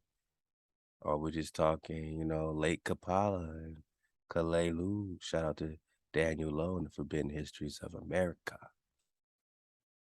Time, the cities of gold were hidden beneath the surface of the earth and protected by indestructible doors which only the 2 medallions of the sun can open. After the Empire of Shiva had been destroyed, everyone forgot about those medallions. Years passed, centuries passed. Many new civilizations were created to the east and in the west. Memory of the 2 ancient empires had nearly faded completely. And then, as if by some magic, once again the 2 medallions reappeared in the world. One of them was handed down in the family of an Inca priest who lived by the western seas. That is the one. And who became the Inca 15th emperor? You know what it is. 15th Inca Emperor Charles. So this medallion is handed to this Inca princess. Does Charles get the drop when he became the Inca Emperor? He's searching for the cities of gold, searching for the Prester, that Zia wears today. The second medallion fell into the hands of a man who came from the great seas to the east and found its way to Esteban. Today, these 2 keys are united, although that may seem almost impossible. But this was not a mere chance. It is written, the destiny of the cities of gold shall be united, although that may seem almost impossible. The hands of a man who came from the great seas to the east and found its way to Esteban. Okay, so they ain't saying it really belongs to Esteban. It found its way to Esteban. But who did it belong to? Listen closely. Handed down in the family of an Inca priest who lived by the western seas. That is. So one is an Inca priest, then Zia gets it, then maybe Charles V. Is the one that Zia wears today. The second medallion fell into the hands of a man who came from the great seas to the east and found. Fell into the hands of a man who came from the great seas to the east. That's the Pacific, Managa. That's North America, right? That's South America. That's, you know what I mean? So we are in the east. They flipped the map. You need to get your cartography up. They flipped the map. You in the east, man. You're in the east. So they got real vague, One is an Inca emperor. They got the medallion. The other fell into the hand of a man that came from the east. Memory of the two ancient empires had nearly faded completely. And then, as if by some magic, once again the two medallions reappeared in the world. One of them was handed down in the family of an Inca priest who lived by the western seas. That is the one that Zia wears today. The second medallion fell into the hands of a man who came from the great seas to the east and found it. A man that came from the great seas to the east and found his way to Esteban. Esteban. Today, these two keys are united, although that may seem almost impossible. But this was not a mere chance. It is written, the destiny of the cities of gold shall be in the hands of two children. Explain one thing to me. If the great treasure is so dangerous, so horrible, and responsible for the destruction of two empires, why wasn't it destroyed too? That would have been better than making these medallions we're wearing. You see, Esteban, the power contained in the great treasure, the power of the sun, had once been used in peace for the happiness of many people. That is why the Emperor of Shiva chose to leave its destiny, the future of the world's existence, in innocent hands. Kind of like free energy, where Tesla rediscovered. It was used for good, free energy, but then they used it for weaponry.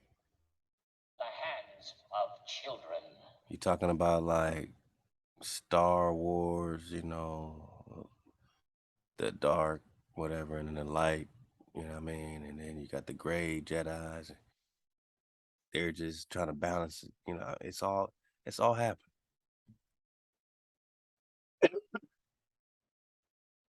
Whether to open this door behind which lies that awesome power, or let it remain shut, that all depends on you. Ridiculous, all these superstitions. I couldn't care less about the will of the Emperor of Shiva. We Olmecs need that great treasure. It alone can prevent the aging of our race. For my people, this is a question of life or death. Open that door or he will pay dearly. And he said prevent the aging. So now we're talking that fountain, that water, the fountain of youth. No, don't open it, Esteban. Forget about me. You must never open that door, not at any price. You asked for it. No, Pollock, wait. Huh? Don't hurt Tao. I won't let him do it, Tao. Please, Esteban.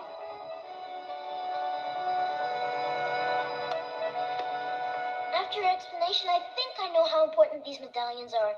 I know how dangerous they are, too. But even if the great treasure has to fall into Olmec hands, I can't turn my back on Tao. He's my friend. I agree, Esteban. Oh, they really made Esteban a stand-up guy, didn't they? Let's go.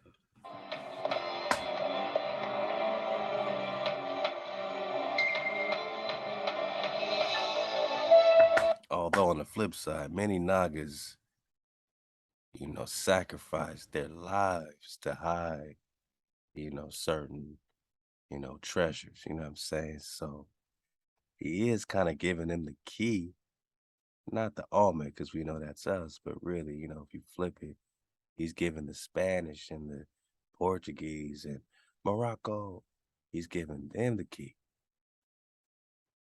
We don't need, the people of Hiva aren't asking for this right now.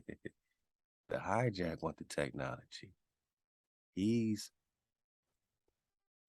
They're making him look like a stand-up guy, but on the flip side, he is opening the door to the treasures of the priesthood, of the Khans, of Nagaville. You know what I'm saying? He's he's the he's the one that's been compromised, man.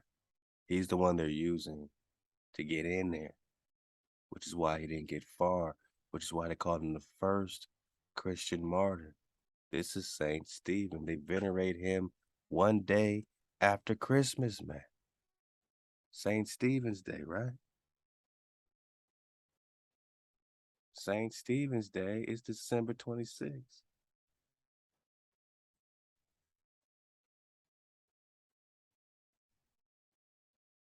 Esteban became a saint because he gave them the key. He's the child of the sun. Now we the children of HaWah. The sun was created for us, not the other way around, which is why Joshua can command the sun. Because Joshua got the keys, not just the keys to the cities of gold, but the keys. Moshe got the keys. David got the covenant. David got the keys. They're venerating Esteban, same time as Jesus. Who's the child of the sun? Who's the sun god? Oh boy, they looking, they searching, boss. Let's get a little more for the dismount.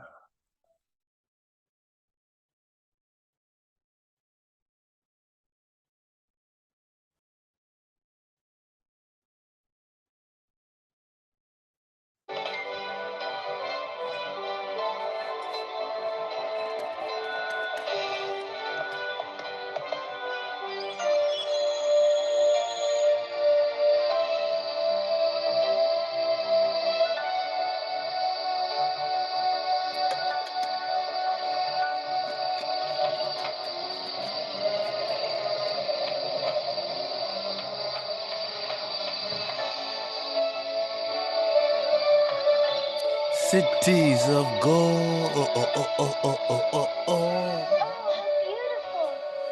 The cities of gold.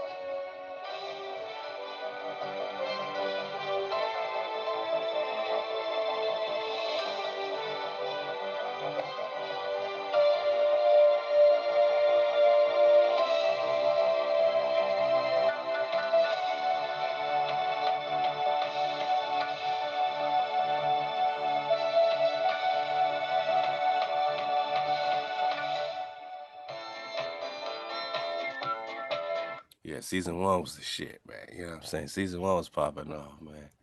I'm glad we could at least dissect this one over here on YouTube, but we're still gonna dissect season 2, 3, and maybe even 4.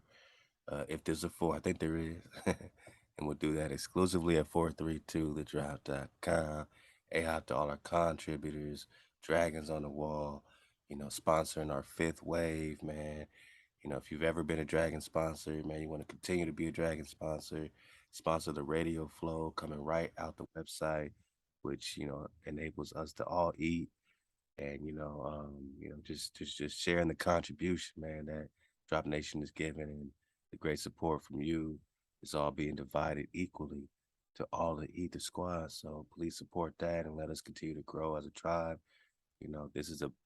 This is a structure, man, that we all come up eating together, man. So I see our sponsors increasing and everyone gets to eat right here at 432 to Drop Radio, Halal HaWah. And yeah, man, what I'm saying? Ahab to all my Nagas. And look out for your packs and ThaWaDa for your patience. Can't say that enough, man. Y'all allow Naga to pop off and get to it, what I'm saying, at the best time, at the right time, man. Allow HaWah, I appreciate you for that. Look out for all the, future packs, what I'm saying, but support the ReKhanStruction Pak. My bro, Nine Spiral Yourself really popped off, really put so much into it. Not just the radio shows and the great detox links, but the great music that the tribe can vibe to. You see Five Eyes My popping off. Shout out my jigger. You know what I'm saying? We're gonna keep popping off. Look out for so much more from Nine Spiral, so much more for Yourself the Real, Cootie Mayo, CJ Battle, Natural by Law, Dizzle Fitty, J Law, and what I'm saying, my jigger, of course, man. You know what I'm saying?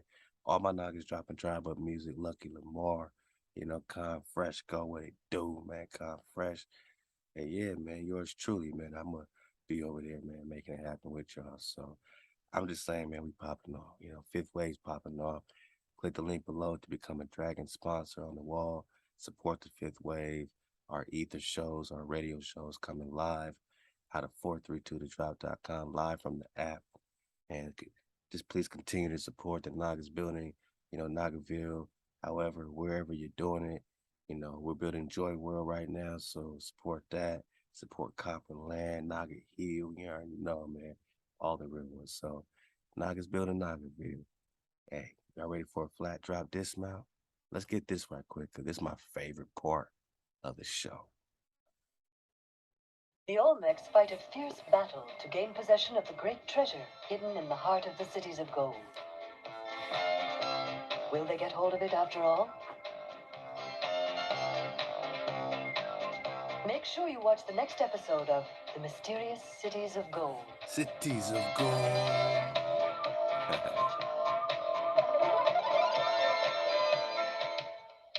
Here we go. Here we go. Y'all ready? My favorite part.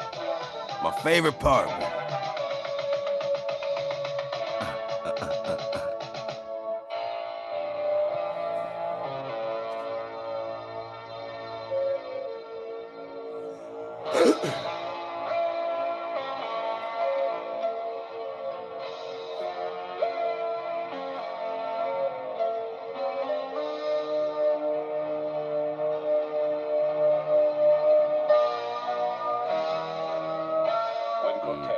Spanish conqueror first came to the Americas, he took prisoners from the...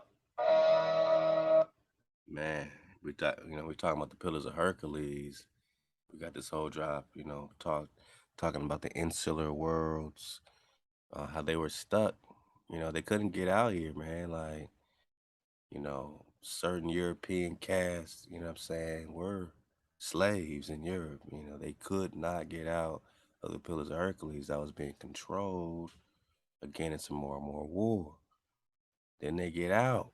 Now we talking about 1492, man. They just got out, man. Just remember that. Let's go. Yes, the great Spanish conqueror first came to the Americas. He took prisoners from the Mayas, and among them he found a young girl who came from the Aztec tribes. She could speak both Maya and Aztec and soon learned to understand Spanish. Cortez took her as his personal guide and gave her a Spanish name, Donna Marina. Perhaps she told him of the Aztec legends, and one legend of the god with the white skin, which was to lead to their destruction. The king of the Aztecs, the great Montezuma, had heard rumors about men with white faces arriving in wonderful ships from the east. The Aztecs had a legend that the god Quetzalcoatl had long since abandoned Mexico and would return to them from the east on a particular day. As it happened, it was the very same day that Cortez had arrived from the east, April 22nd, 1519. Straight away, Montezuma sent Cortez gifts of gold and welcomed him as if he were the returning god.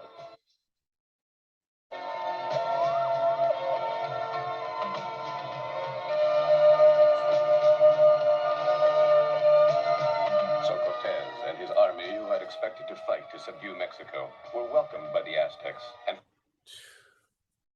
when you read American Holocaust, you'll see that they write it as if they're just enamored and they're looking up and they're seeing splendor and Nagas all in white. They said Nagas were dressed all in white. The streets were cleaned as if they had 1,000 street sweepers a day. That's how clean the streets were. Right here in Mexico, right here when they're pulling up, they pulled up in fresh water, not salt water, Naga. They pulled up in fresh water, man. They pulled up in a dream. Matter of fact, Cortez or one of these conquistadors said, I had to keep reminding my soldiers that they were not in a dream. They kept asking me, am I in a dream? Am I dreaming? They had towers coming out the water. And the crazy thing is, they're writing it like it's some fairy dream, but this was their war cry. This was their war march. They were let in with open arms because that's, Naga's just like, we don't declare war on each other unless we got a reason to. They try to figure out who these people are. And these Cortez and them, they look just like a Naga. They weren't no white men. These were other Nagas. Cortez and all these conquistadors were Negroes, okay? Negroes. They were Negro. So they got let in like, hey, Negro, what's up? What it do, bro? You know what they did? Once they got let in, invited to the banquet, invited to the feast, they started slaughtering. They started slaughtering and spreading pestilence and biological chemical warfare on the indigenous. Right? We heard about the smallpox. You think that stopped? Man. They marched in. They were allowed in. They were let in. And they spread death ever since. April 22nd, 1519. Straight away, Montezuma sent Cortez gifts of gold and welcomed him as if he were the returning god. He sent him gold to hope that he would go on his way. But nah, he wanted more.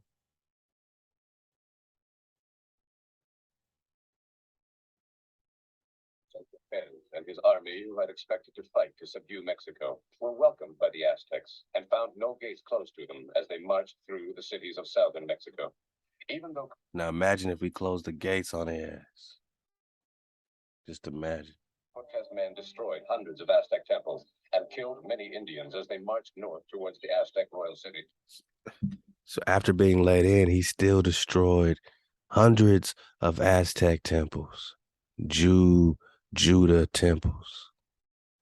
Hundreds, my naga. They telling on themselves. So what they saying is they found hundreds of temples here. There had to be temples beautifully arranged, beautifully designed for Cortez to have the orders to destroy them. We can never, they like, these people can never see this stuff. We got to destroy it. It would give them too much pride, too much hope, too much confidence. You can't have no confident Khan.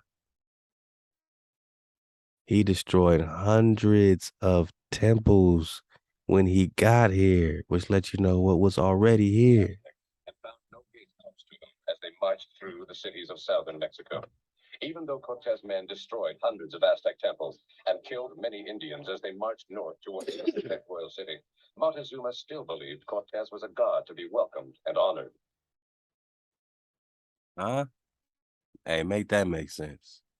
You do all this destruction, but they still believe you a god. Like, stop it, Hijack. Stop it.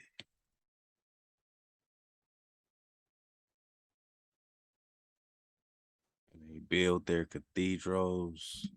They built their churches on top of the ancient trees,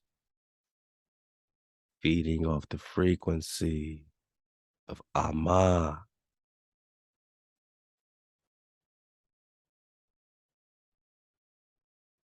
At last, while Montezuma and his warriors were feasting with Spaniards, Cortez suddenly turned on them and made them all his prisoners.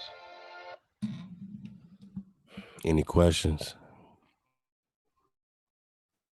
So we good-hearted Negroes. We good-hearted Nagas. Let them in. They look just like us. Don't believe these images, man. These are all Nagas. The priesthood. Copper color cons found here, Americans.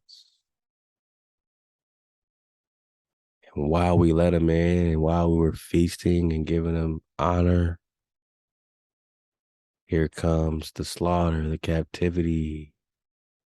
Here comes the Papal Bulldog to take down all y'all.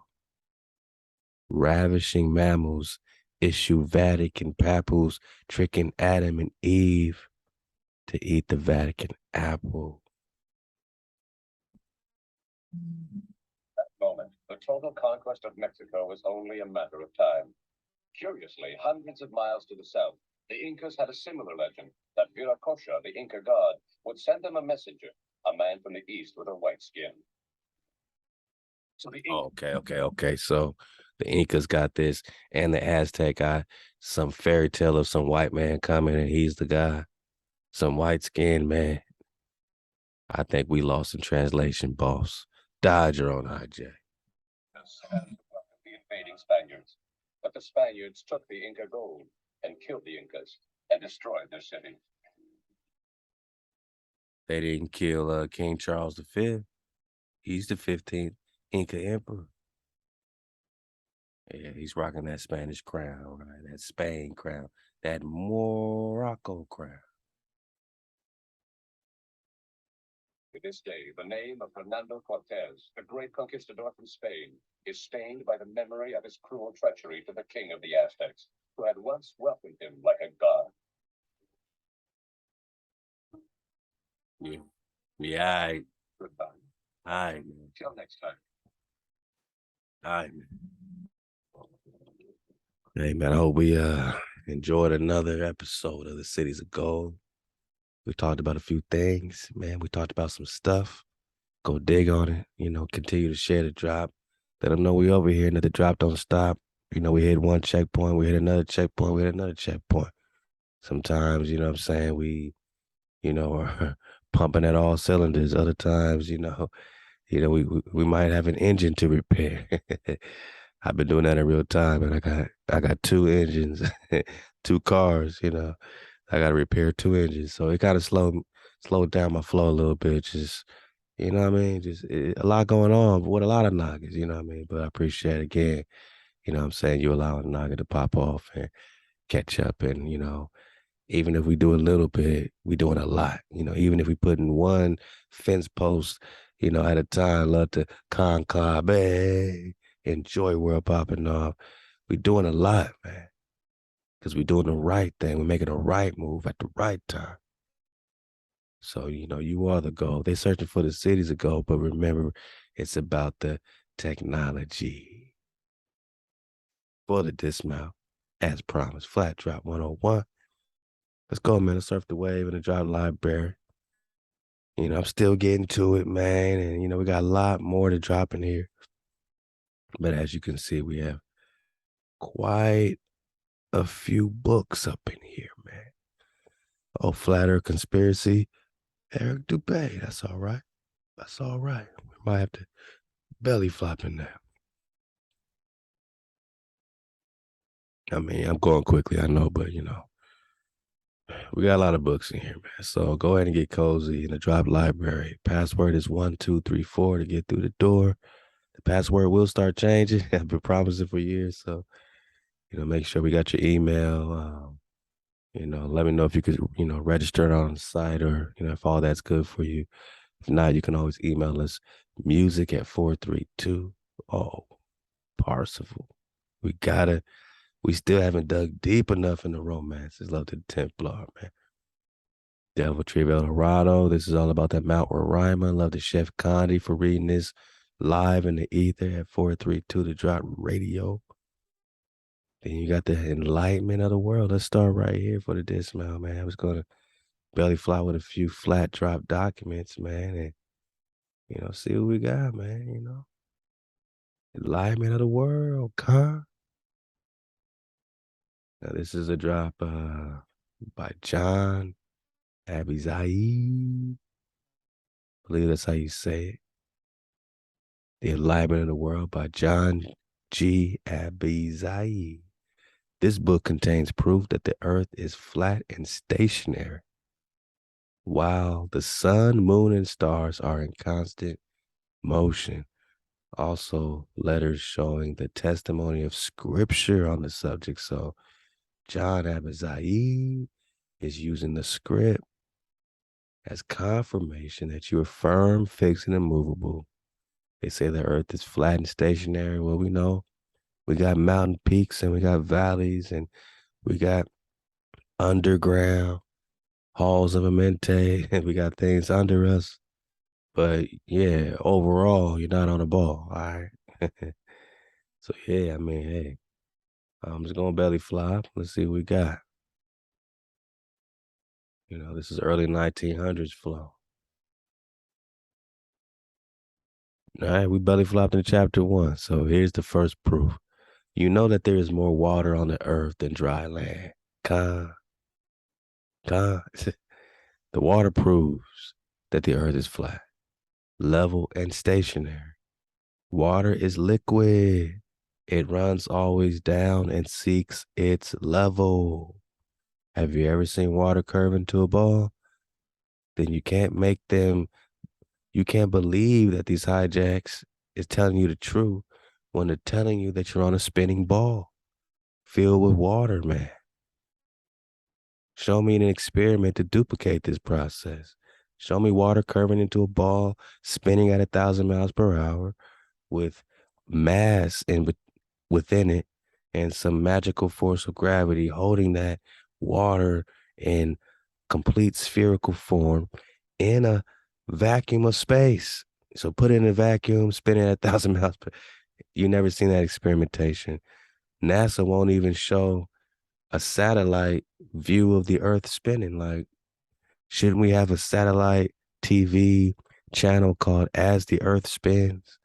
And we should tune in to channel 74 and see the Earth spinning via NASA satellite. We go to Pluto. We're talking about Mars, but we can't show the Earth spinning at 1,000 miles per hour.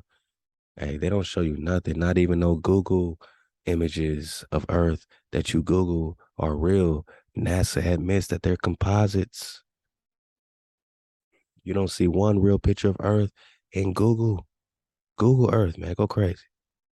No real pictures. You see a bunch of fisheye lenses and bullcrap, man. So we getting back on our flat drop because the Earth is flat, level, and stationary. Con. It runs always down and seeks its level and never runs up unless by power. And the water of the ocean is every way pretty near joined together on the earth, and they call it liquid. It would not stay on a round earth. Take a glass of water, pour it on a round ball and see. And if the water stays on, then the earth must be round. But if the water falls off, then the earth must be flat, because you ain't got no water sticking on the earth core of rotundity, my naga, without falling off. And this magical god of gravity is a theory, not a law. Man, I told y'all, man, we belly flopping. We belly flopping right now, man. This is the enlightenment of the world. Let's go up to the top. We in the drop library at 432 to drop. For the dismount. Hey, let's look at 100 Proofs the Earth is Not a Globe by William Carpenter. Love to Aqua ThaWaDa. ThaWaDa is the record keeper, man. We're going to belly flop in this, man. Let's just go. So this was actually dropped on Johns Hopkins University, their science department, whatever, let them know. This is in the 1800s, my niggas. 1885 published. This ain't no new psyop. They've been asking questions. This is a challenge to the Johns Hopkins University, man. They came straight at these hijacks. 100 Proofs that the Earth is not a globe. A challenge to Johns Hopkins University. W.M. Carpenter, 1800s. Let's go.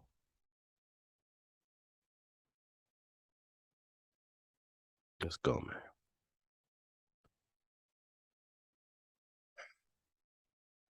I'm just belly flopping. I'm on number 5.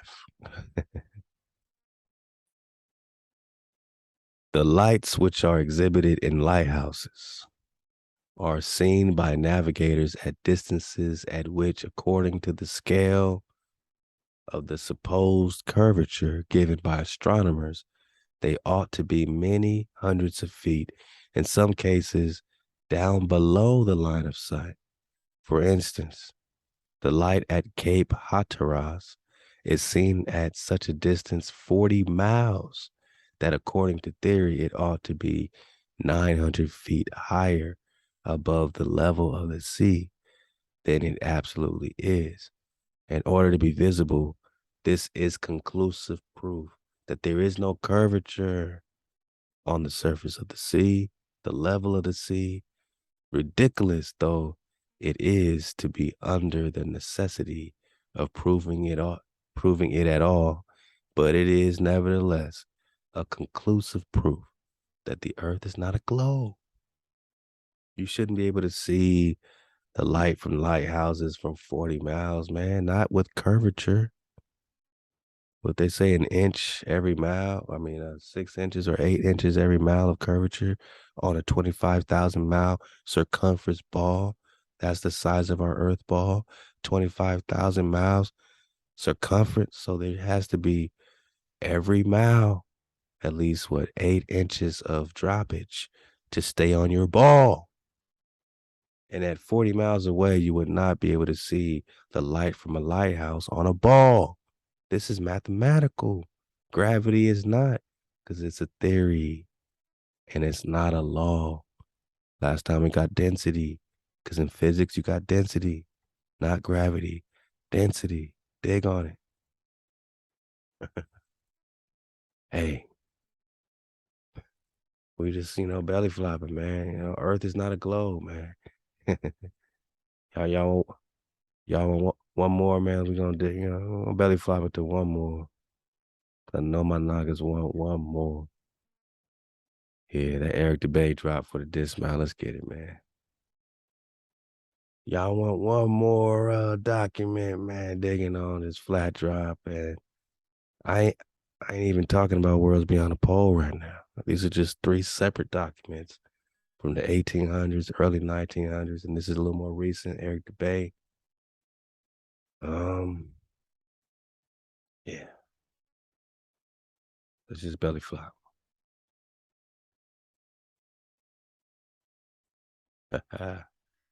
We belly flopped into some almost looks like the Bedford experiment.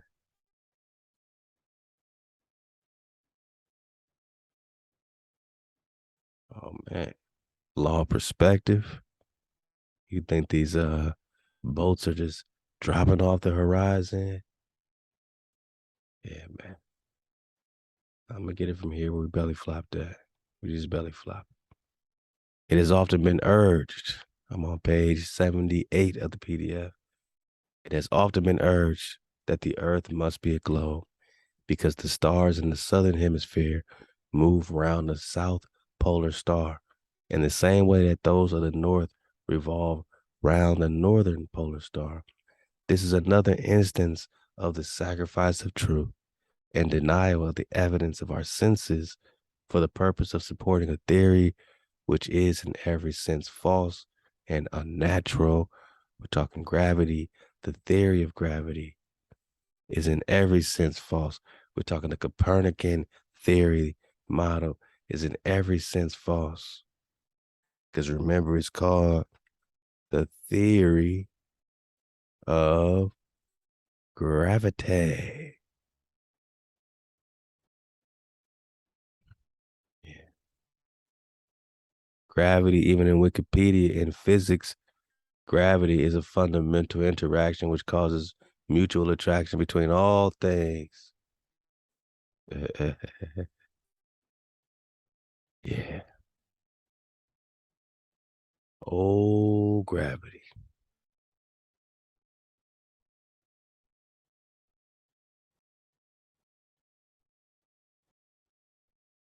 Trying to see if they're going to tell on themselves again.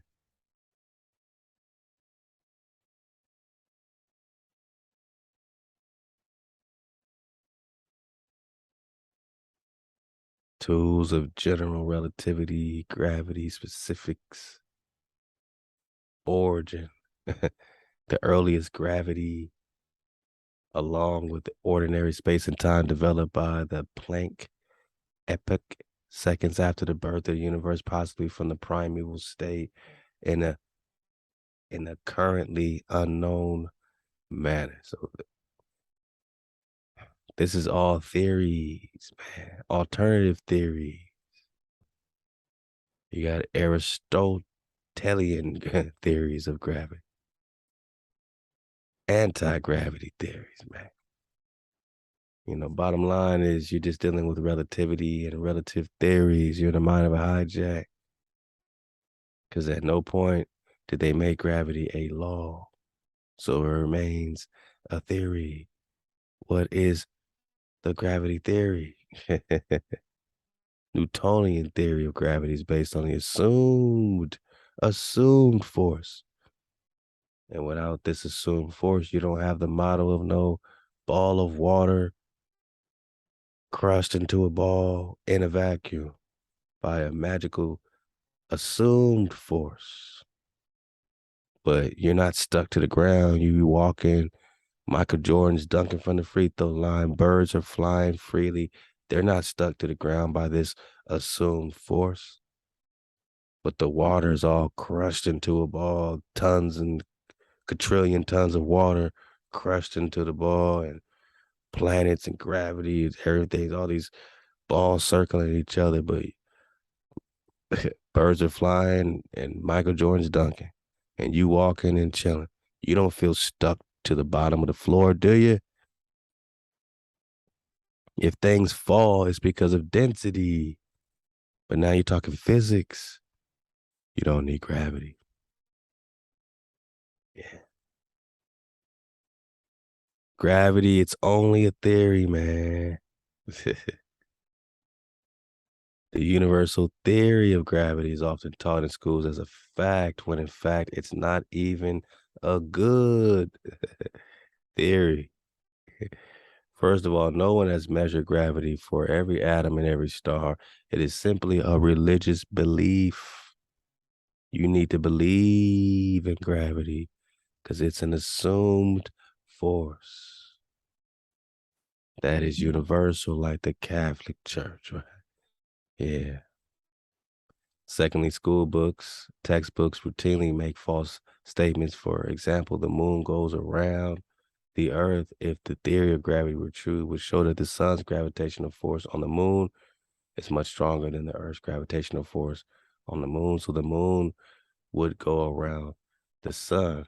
Anybody can look up at night and see the obvious gaps in gravity theory. All right, man.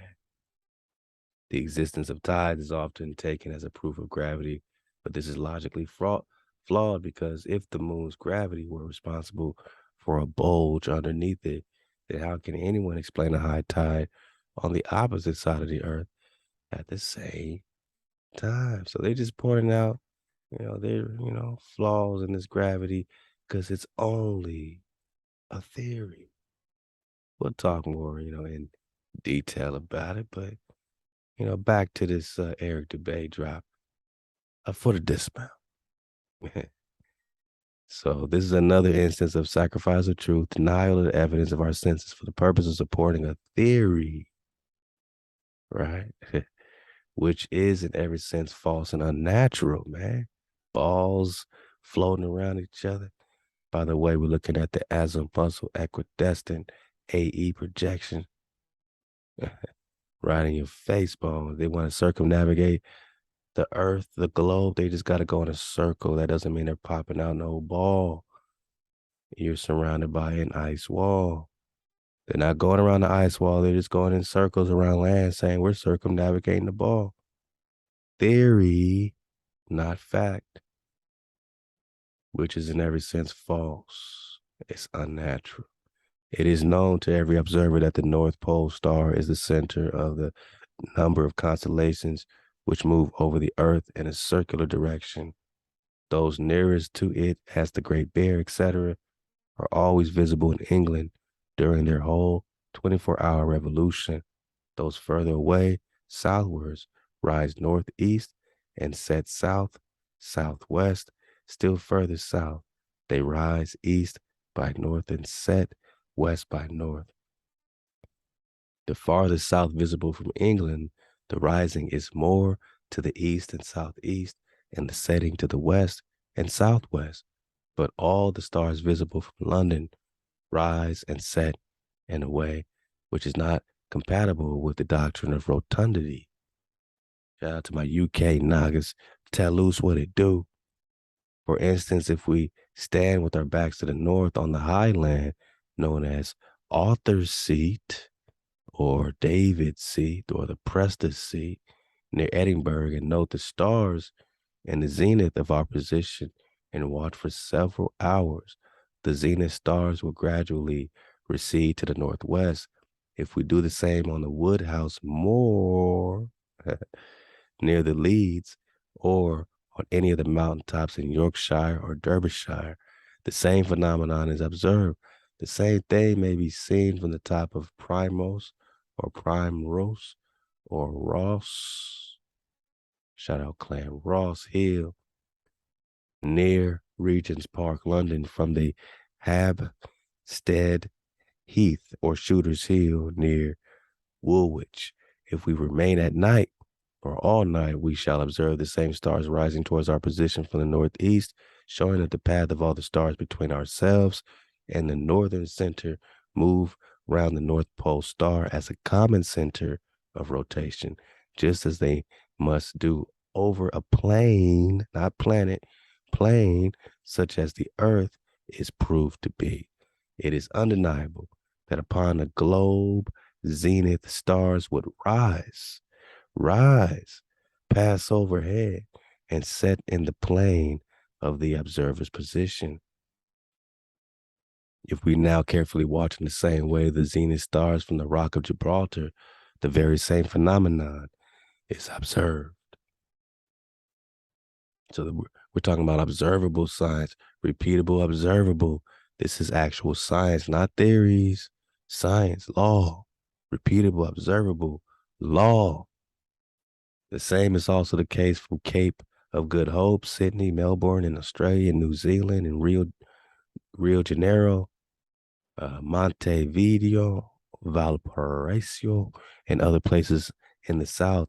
If then the zenith stars of all the places on the earth where special observations have been made rise from the morning horizon to the zenith of an observer and descend to the evening horizon, not in a plane of the position of such observer, but in an arc of a circle concentric with the northern center, the earth is thereby proved to be a plane, and rotundity altogether disproved, shown indeed to be impossible. And that's all a quote from Dr. Samuel Robotham, Synthetic Astronomy, Earth, Not a Globe. So that's your fourth source. So we dropped 3 sources, and one led to a fourth source, which leads you back to the Earth, Not a Globe, Samuel Robotham drop. And, that even connects back to the Bedford level experiment, where they measured, again, every single mile, you should have at least 8 inches of droppage. So they took a 6-mile river that was completely flat, and instead of it being every mile some type of droppage or curvature of 8 inches, they went all 6 miles, and the same level was read from the starting point to the 6-mile point. There was 0 curvature in that 6-mile river, and that's impossible on a ball, my naga, a ball of water. You're saying the water's curving into a ball. I want to go to Hawaii. That should be like, 700 miles of curvature of the water? If the ships are just curving over this water, or is the water flat the whole time? Use your common senses. Yeah.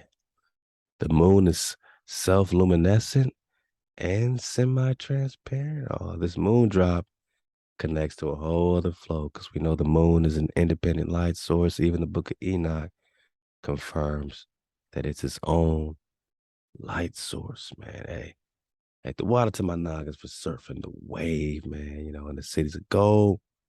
We'll get some more cities of gold and flat drop, man. Connected, man. We've been enjoying a good time also connecting this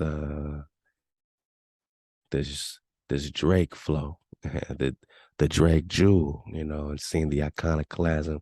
They try to put a white man in the background. They try to put a shade, a reflection, trying to change the complexion. I mean, what kind of hijack would do this?